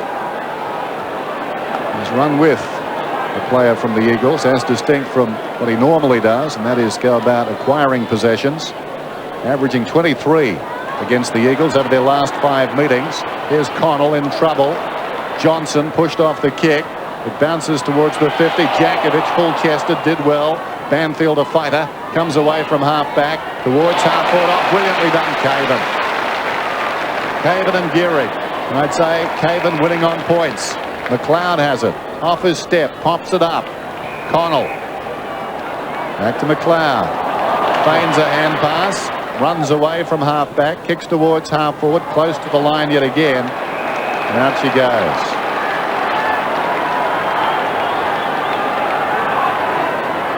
The Eagles making no inroads at the moment. In fact, they've fallen behind the margin at 3/4 time.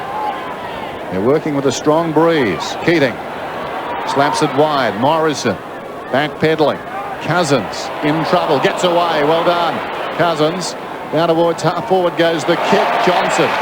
Here's it Ormond-Allen. Ormond-Allen with the judgment there. Taking the mark. Short, here's Johnson. Both of them close together on the outer side.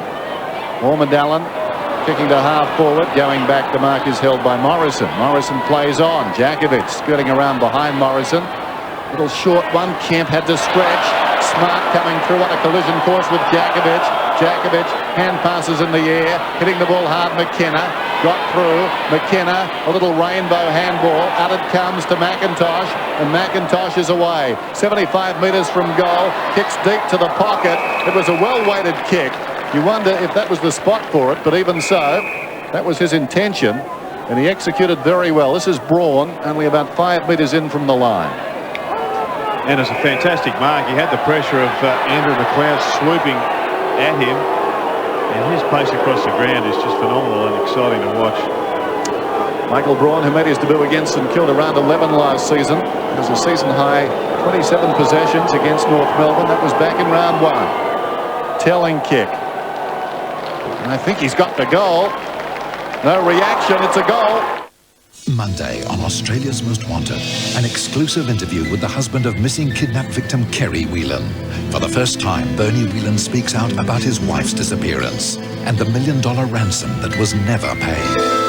Plus the hit and run that claimed a small boy's life. I looked up and there was no one there. Police appeal to the truck driver to give yourself up. The one question that we can continue to ask is, why didn't you stop? Roger Clemson, Australia's Most Wanted, Monday 7:30 on 7. Margin of 29 points. Still plenty of time, over 14 and a half minutes. 10, 12, 6, 7. Wren and Gardner with their feet. Cousins hurriedly. Oh, good grab by Smart, not paid. Just been touched off the boot, I fancy. Connell across his own half-back line. He's played a wonderful game, Connell. To Caven. Caven squares it to Tyson. Tyson juggles it. Couldn't complete the mark. Still got some time, though. He's at right half-back. Threads the needle, or tries to, and does. Barty. It needed to be perfect. It just cleared Worsfold. Connell, 26 possessions now. Once again, the Crows just religiously running to that outer side wing. When players are in trouble in the middle of the ground, they blindly handball the ball to that side of the ground, as we saw Nigel Smart do, knowing full well that there'll be players in support there. Bickley, Rosciuto almost holding the ball. Matera on the up, Cousins away. Cousins kicks through centre field towards half forward. Fuster had it bounce off his chest.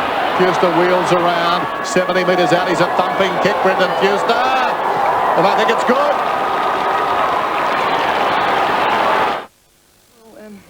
There's this sort of whistle coming from under the bonnet. A whistle? Yeah.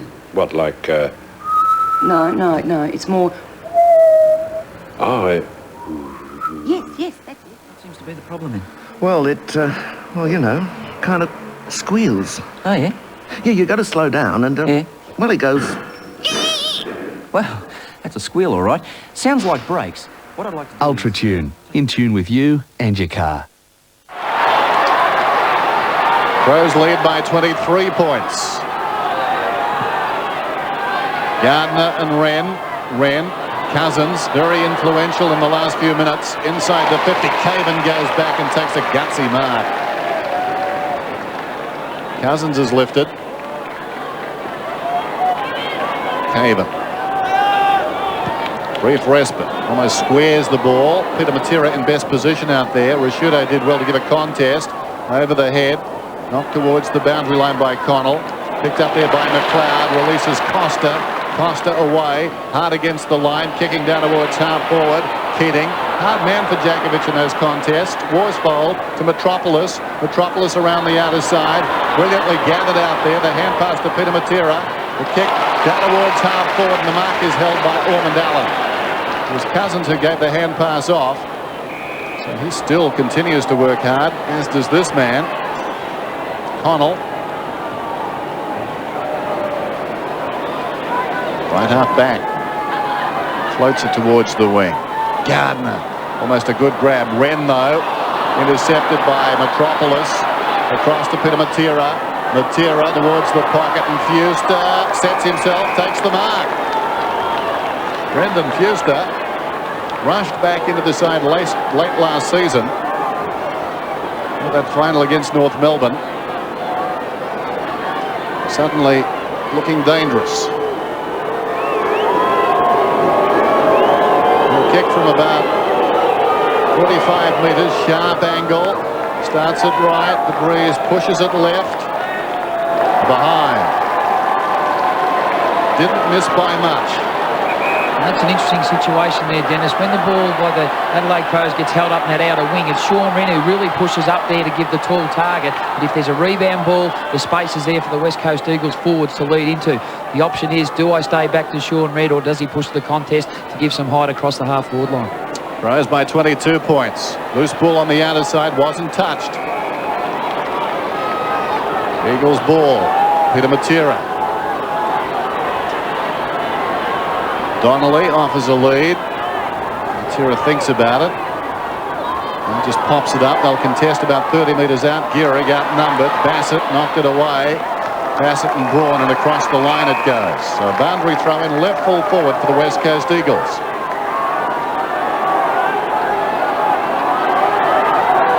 Just under 12 minutes remain. 22 points the margin.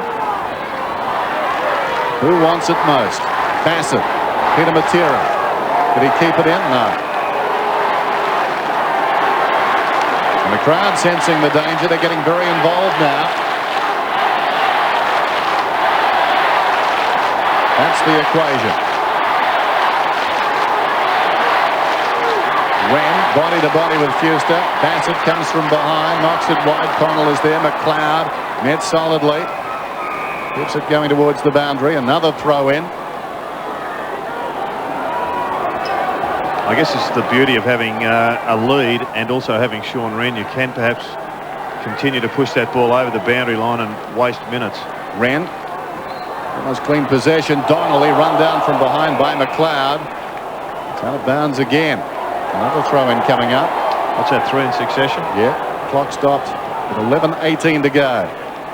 Jared, also this is an interesting part of the game. Gardner's getting back to the conventional kick behind the play. Non-ruckman Fuster against Wren. His direct opponent, which is Bassett, is sitting off the contest. Weighted numbers could be used on the way out for the Adelaide Crows. Boundary throw in, falls down behind. Smart tries to hack it out of midair. Spills wide. Cousins back to Morrison. Morrison comes to Gardner. And the Eagles build again from about 80 metres out. Gardner going looking for Gehrig in front. Bassett must be a free. Curls? Yeah, Dennis, Gardner's lifted his game this quarter. Also, Djakovic in complete control. But the player gone missing for the Crows, of course, is D. Jarman. I don't think he's touched the ball for a quarter. No, you're right. So Bassett now assessing the options. Not much doubting. He'll take it to the outer side. High kick out towards Sean Wren, waiting behind McLeod. It bounced off his chest. Gardner towards Peter Matera. They're playing in a phone booth out there. Peter Matera pulls it back towards full forward. Ormond Allen fisting away from behind. Well done. Out wide. Johnson coming the other way though is Fuster. Fuster's got the ball. He's got company. Dragged down. It spills across to Connell. Kept his head. Well done. Connell around the outer side. It pitches in no man's land. Gardner goes back. Storming up the ground was Vardy. Knocked it across to accommodate Bond. Bond the high floater. Djakovic and Keating. It falls behind them. Djakovic is the first back. Coming in is Costa. Diving on top of the football out there, McKenna. McKenna heads for the boundary line. Vardy, head down, kept it alive towards Jarman. A touch of sorts. It bounces off Djakovic. A lot of pointing going on. Throw it in. And this game has really tightened up. There's no space suddenly. That's the way the Crows want it. The Eagles need to find some space. Djakovic thumped it. Wren, interesting. Gave it away eventually. The man who was tackling him emerges with a football. Peter Matera kicks through the centre towards half forward. Johnson, despairing lunge at the ball. It's loose behind. Braun had it momentarily. Donnelly was taken high. He'll get the free kick, Donnelly. Directly in front. Distance shouldn't be a problem. Well, he's got to clear the man on the mark this time. Important kick here. Well, they all are now. 9.5 minutes to go. Eagles down by 22 points. Donnelly steals himself. The breeze directly at his back. It's all about technique. Goes for distance. Tugs it way left. Way left. Out of bounds on the full. He was striving for an extra couple of metres. He paid the price. Adelaide ball, back pocket, Bassett.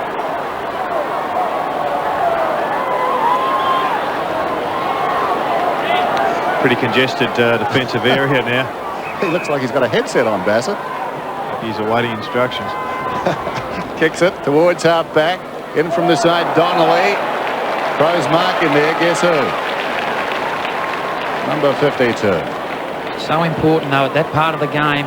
Young Gardner's got to get up and have a defensive attitude. He's got to try to spoil rather than taking the mark, get the ball back to ground level in the forward 50 for the West Coast Eagles and live to fight another day. Everybody now, those watching, those playing, know where the ball is going. It's generally going to that outer side, and Wren is generally the target. No surprise there, but he was good enough to take that mark. Jakovic was high, waiting in front. Hart smothered off the boot by Jakovic. Tyson, Hart against the line, got it to Bond. Bond across to Smart. Smart's kick finds Jarman. Girls will be happy. Jarman right on the boundary line. 8.5 minutes to go. Jarman short towards the pocket. Caven, but Gearing. Good mark. Great judgment there. Great poise. Gearing out of the back pocket. High kick. Smart tried to punch it away. Missed the ball, or did he? Might have got a bit of it. It goes across the boundary line. The official attendance today, 39,078. Less than normal for Football Park, but there was the threat of rain. It's still very overcast. Sunday football here on 7.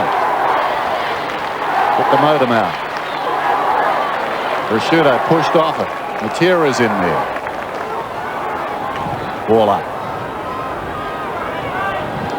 Dennis, it's interesting to see every opportunity Caven gets. He pushes forward. He's about 15-20 metres outside the Adelaide Crows forward 50 goal scoring area. This is where the attitude of Gehrig has got to push and play a bit of cat and mouse, get into the forward 50 area for the West Coast Eagles so it can become a goal scoring opportunist. Wren thumps it forward. Morrison falling to the ground. Cousins, nicely done. Got it to McKenna. Jakovic on the burst from half back to half forward. Ormond Allen stumbles back, full-chested. Coming up the ground is Bassett. Fewster played it well, knocked it back to the advantage of Braun. Braun's in trouble. Is that holding the ball? No. Well, they've changed the interpretation from how it was a couple of seasons back, but the controversy has not gone away. Looked like they changed interpretation from a week ago. In the first quarter, Wren gets it down to Beckley. Beckley hurriedly towards centre half forward. Metropolis, gutsy attempt at the mark, but the Spurs come to Varney. He's got support outside, times the release, goes to McLeod. McLeod from 35, and the stadium erupts. Minor 10 out of 10. When you've got a serious DIY project, Mitre 10 has all the expert advice, professional services and free Mitre plans you need to get the job done right, every time. And our price match guarantee means we won't be beaten on price. So team up with Mitre 10. We'll make it easier to get a 10 out of 10 result every time. Mitre 10 out of 10 every time. Quite often you do see the quick reply. A sign like Adelaide, get that goal and think the job is done. Let's see what happens here. Gardner, Prosciutto, he's got other ideas. Paccioni, across it comes on the burst. Tyson goes inside the 50. Jarman, almost. He's deep in the pocket. Darren Jarman wants to straighten, wants to run in. Oh, hits the post. Last with a capital C, isn't he?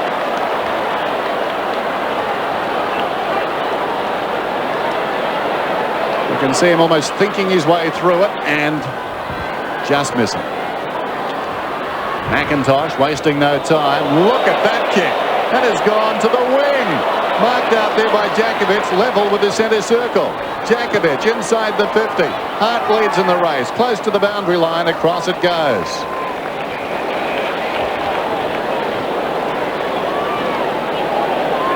Some of the old-timers will be saying, why don't they do that more often? Suddenly, in the blinking of an eye, the ball is out of bounds in the forward pocket.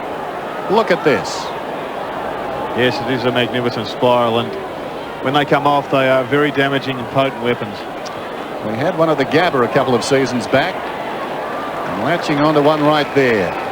Ball out of bounds, outer side wing. Paccioni gaining some meterage. I think it's fair to say Mickey used every centimetre of that 10-metre square.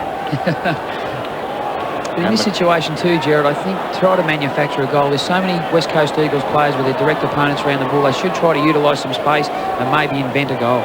Here it comes. Kemp breaking away inside the 50, settles, and I think he's slotted a magnificent goal. Okay, now, my top 5, no particular order. Adelaide, West Coast, Brisbane Lions, Sydney Swans, Port Power. Always Victoria. Across the border, mate. Brutally honest, footy up close in the Advertiser. Don't miss the footy lift out every Monday and Friday for all the AFL and SANFL news, previews and reviews from the experts who are up close to footy. In the Advertiser, today's newspaper. 23 points the difference. The clock, the enemy of the Eagles now. Just over 5.5 minutes remain. But it's time enough. At the base of the pack, Cousins, back over his shoulder. Tyson, nicely done. Rashudo storming through the centre square to Bond, who's been handy. Dropped the mark, though. Working away from him, Wooden controls the ball. High kick. Smart. Kemp and over the top, Ormond Allen. Bad luck for the Eagles at the back there. I thought for a moment it would run for Braun. It didn't. It's out of bounds. Ormond Allen backing his judgment, taking the risk and getting the ball across the line. One of the rare boundary throw-ins on the members' side of the ground. Wren knocks it down. Rashudo towards Beckley. Fearless. Beckley dives at the ball. Cousins had it, then lost it. Pachoni had it a while. Gets it across to Tyson. Tyson scrubs one up towards half-forward and Bond. It took an unkind bounce. Bond is hurt. Bond did something there as he was jumping for that ball. Had it bounced a little lower. He could have been away. Watch it again. That hurt him. He had to reach back for it and he got the knee. Where did he get the knee, Gerard? You're an expert. May well have been the buttock. I could have told you that. Might have been the bum. Morrison comes away. Don't get technical with me. Jakovic has got it. Kicking it down towards half forward. Donnelly was up, missed it. Hart leads back in the race, close to the boundary line. Hart, Fuster bumps him across. It was always going to end that way. Boundary throw in. 4:45 remaining in the game now. And you'd say that the Eagles can't do it from here. Bond is limping off. Wren, meantime, keeping it tight, close to the boundary. Donnelly did well. Kemp. Waterman on his natural side pulls it back. It looks pretty good. That's a goal. Tuesday, 7:30. How's your back fence? Tips to brighten your garden. Plus, John builds a fireplace, and you can bake an irresistible banana and caramel cake. Should be a good program. Better Homes and Gardens at 7:30. Then at 8, on the Great Outdoors, discover glorious Thailand with the palace made famous in the King and I. And you could even win a trip there. Plus, the sheer delights of the San Diego Zoo. You don't want to miss a thing. In the Great Outdoors. Right after Better Homes and Gardens, Tuesday on Channel 7.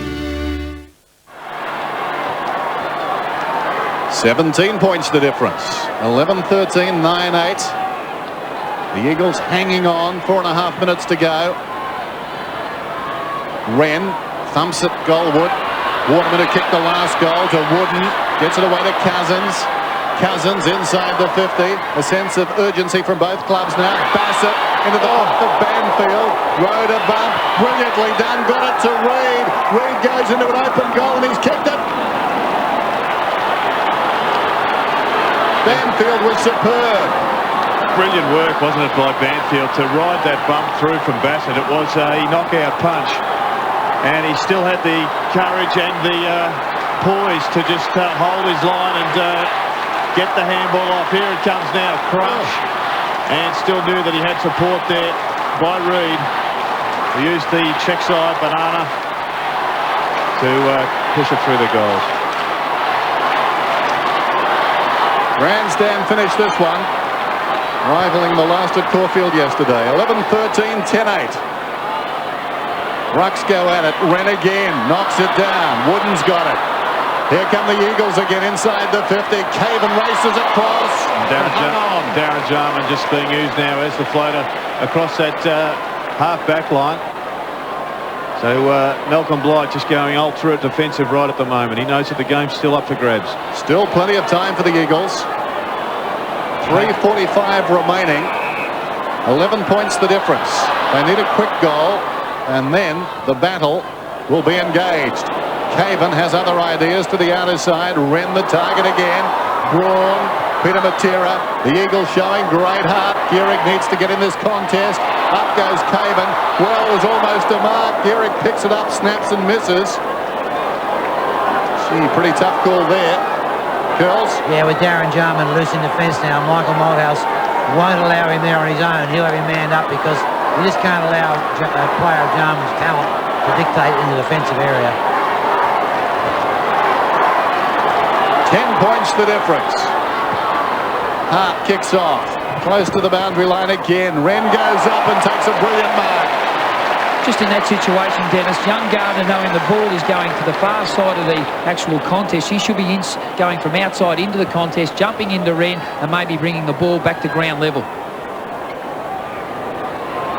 Wren a false start. Clock continues to run. Inside 3 minutes now. Wren close to the boundary line. From behind Jakovic. Kemp roving the pack. In the opposite direction, Smart. Vardy emerges with the footy though. Throws it on the boot downwards, half forward. Rintoul's away. Run down from behind. The kick inside the 50. Beckley to Petroni. Petroni is running goalward, but there's a whistle. Jakovic demanding 50. Hard for the players to hear in this pressure cooker environment though. Well, Beckley had the right idea, but that was a little bit crude. Lunging at the shepherd. Metropolis was taken high. Matera's got it. Last roll of the dice time for the West Coast Eagles. It's all or nothing now. Down by 10 points, Peter Matera chips it out wide. Waterman. It's not about possession, it's about scoring. Waterman towards half forward. Smart, big leap. Needed to get the ball down in front. It spills behind. Kemp pushed off it initially by Ormond Allen, close to the boundary line, going nowhere. It'll be a throw-in. Kemp up rather ruefully. Still time. A goal here, and then the game will be afoot. Bassett towards the boundary line. Adelaide want to bottle it up here, and they've got the players to do it, particularly number 52. Let's see how much time is wasted at these boundary throw-ins.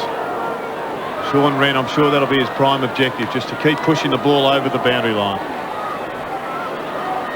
Back it goes towards the boundary line. Matera tries to keep it in. Nicely done by Braun. Jarman in front. McKenna gave a contest. Jarman pumps it towards the boundary line, and it's out of bounds. Now, I think he was trying to force it behind there. If he wasn't, that's interesting. Boundary throw-in alongside the behind post. Wren and Donnelly. Donnelly almost clean possession. Jarman hand passes around the boundary. Sliding in there is Waterman. Tries to keep it alive. Crashing through his Fuster. In goes Smart, and Smart does the smart thing, dare we say it, and concedes a behind. Jarman suggesting the ball was out of bounds. 1:27 to go. Adelaide on the ropes. They're hanging on. Hart. False start. 9 points the difference. Hart drives it wide again. Wren is the target. Up he goes. Out of bounds. Girls? Yeah, great effort by West Coast. Even if they lose the game, it's been a fantastic fight back. They've squandered some opportunities this season, but they've shown great heart today. Kemp hurriedly, straight up in the air. Over the top, Jarman. Wren again, playing his heart out. Chance though for the Eagles. Morrison's got it. Thought about going. Needs to be quick now. Just over a minute remaining. They've got to kick a goal here, the West Coast Eagles. Morrison unloads. Long downwards, full forward. Plenty of pros get back. Loose ball at the back. Kemp has got it, but he's missed. That was the chance.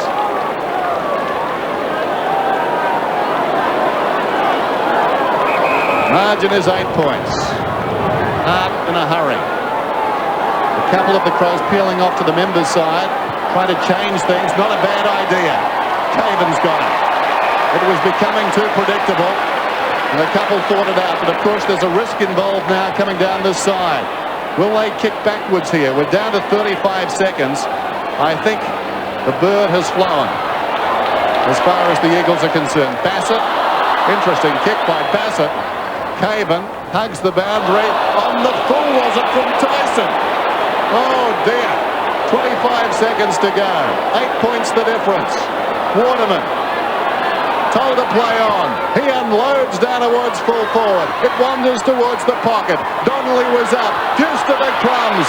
Deuster still going. Back to Braun. The youngster hasn't knocked away. Well played by Rashudo. Good Shepherd too. Rashudo now in the dying seconds. Adelaide are home. Ball back towards the wing. Cousins defiantly wants to send it back in. Gets it to Metropolis. Wooden's got it, but wait for the siren.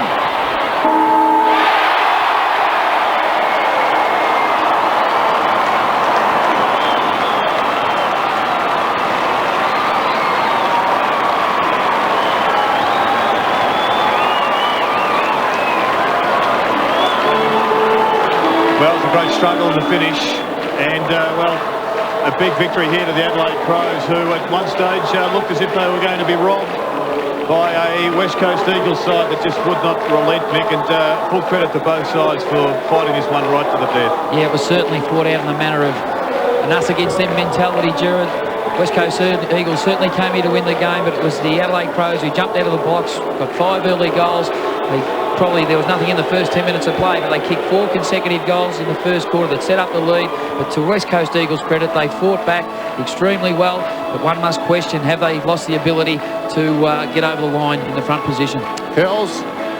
Thank you, Dennis. Well, Peter, at three-quarter time, the job still had to be done, but you got the first goal, and you would have thought, gee, we're home now, but they came back at you hard. Yeah, they were fantastic in the last quarter. Yeah, I thought 30 points up, we had a nice little cushion there, but you know, you can't fucking lay back any time in this competition, and full credit to West Coast. Garrick, a difficult customer to stand. Did you have a pre-game plan on him? Oh yeah, I played on him last year in the final and went all right on him, and I just thought I'd play in front because I know he's got a bit more speed than I have, and if he went over the back, well, I had to do my best to stop it. But no, the third quarter he got away from me a little bit, and he was leading up and beating me to the ball, so Blighty just gave me a bit of a spray at three-quarter time and said, play in front, and don't let him get to the ball. Couple of nice half-back flanks on the side. McLeod on one, and Smart helped you out a bit. Yeah, but they helped me out. They're fantastic. Their agility and the ground skills, and fantastic. Okay, well done, son. Enjoy it. Back to you, Dennis.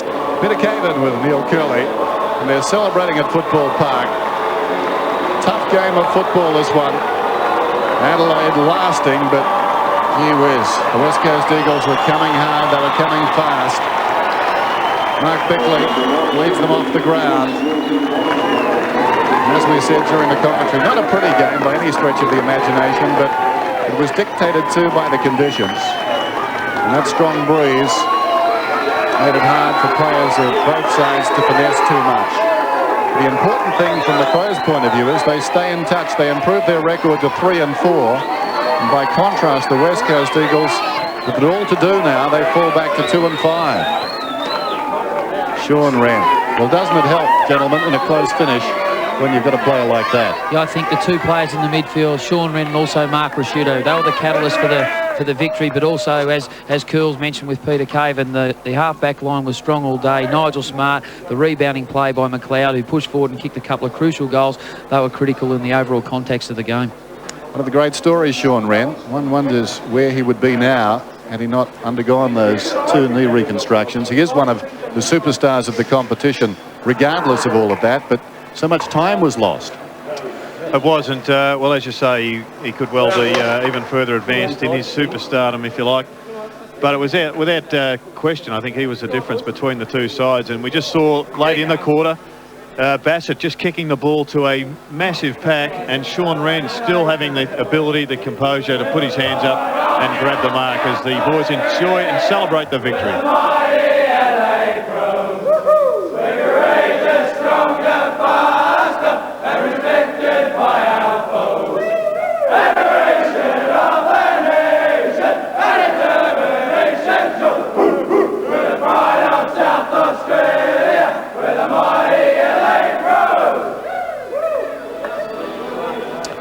So they're in good spirits. A good weekend for Adelaide football. Port yesterday and the Adelaide Crows today, 11-13 to 10-11.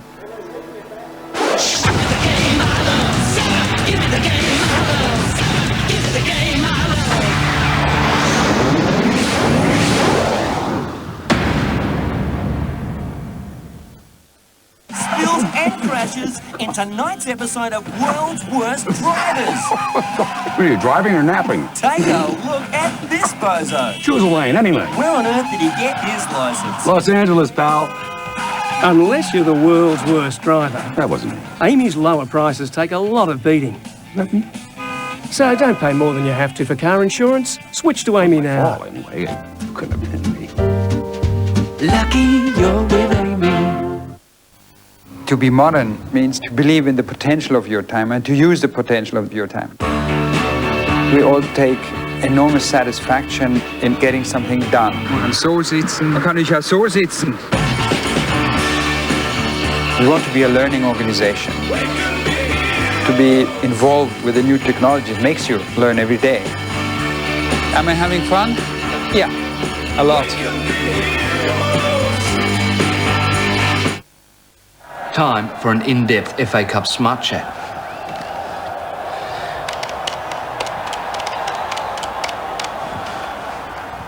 Hello, Nobby. Here we go, here we go, here we go, here we go, here we go, here we go, here we go, here we go, here we go, here we go, here we go. Yeah, good talking to you too, mate. Bye.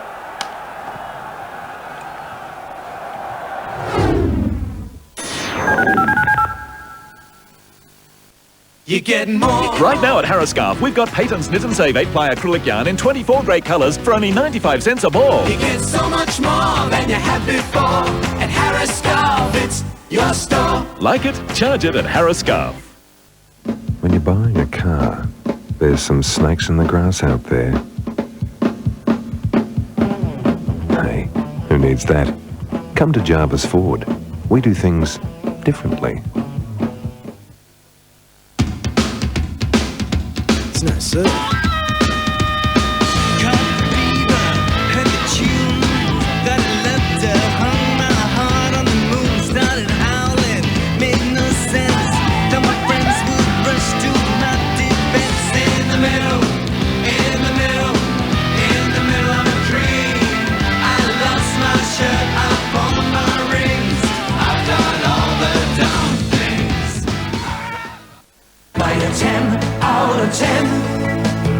When you've got a serious DIY project, Mitre 10 has all the expert advice, professional services and free Mitre plans you need to get the job done right, every time.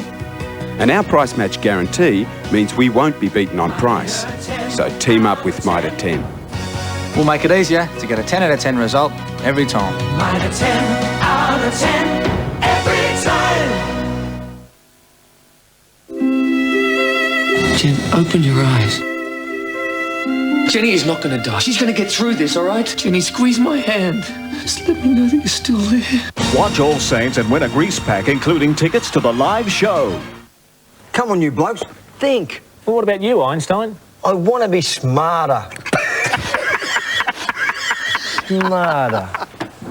Doug Hawkins, welcome to Mastermind. Pass.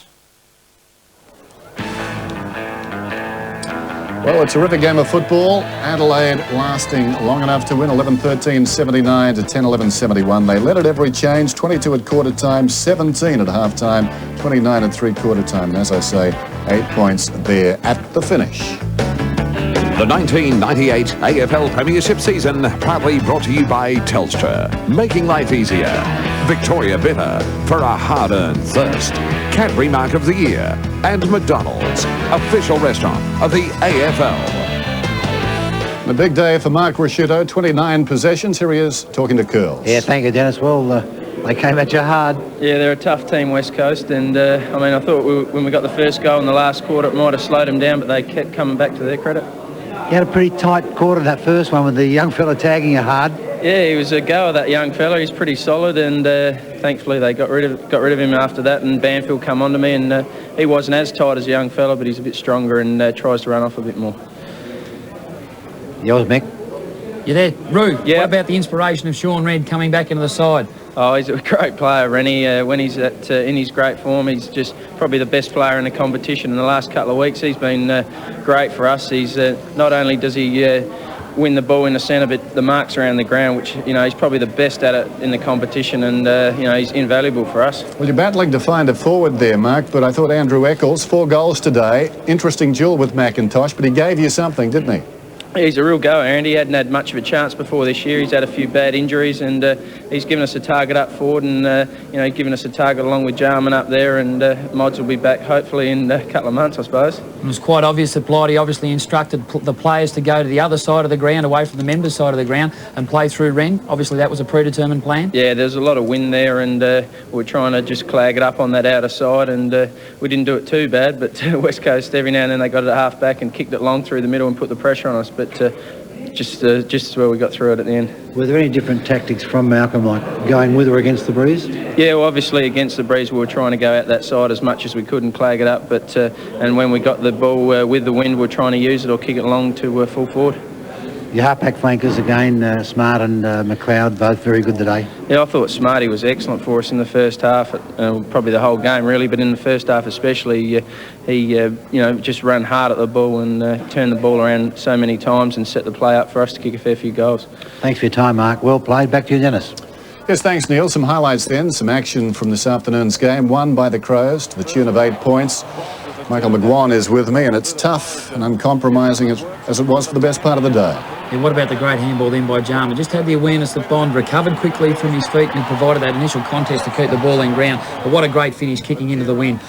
It just goes to show when you get the ball back into the centre corridor as quickly as this, the forward opportunities present itself. He should have took the mark for Fuseby, recovered quickly, probably about 65 to 70 metres from goal, unloaded with a big kick, and that's great conversion. We saw Cousins involved in the build-up. He was pretty important in that last quarter fight back. I thought his work rate in the last quarter certainly went through the roof. He had to do it because he'd struggled all day, but it's great player, great intensity from a young player to fight back under adversity and be a catalyst to trying to get the Eagles back in front and into the game. The timing there was everything. Vardy releasing the ball and McLeod getting the goal, and at that stage it looked like they'd done enough.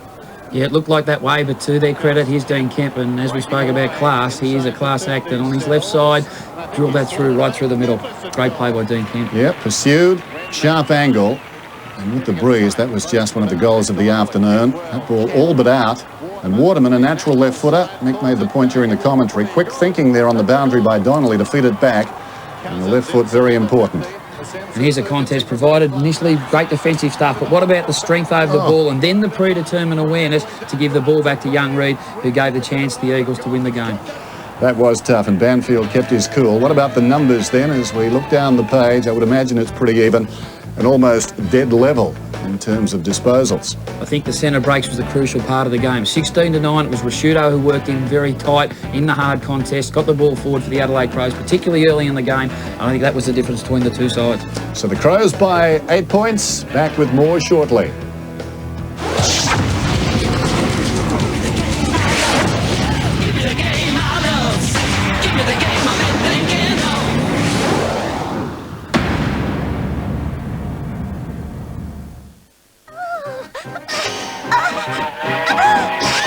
You'll be chuffed to bits. Lancer GLI Coupe from just $17,990 with free air.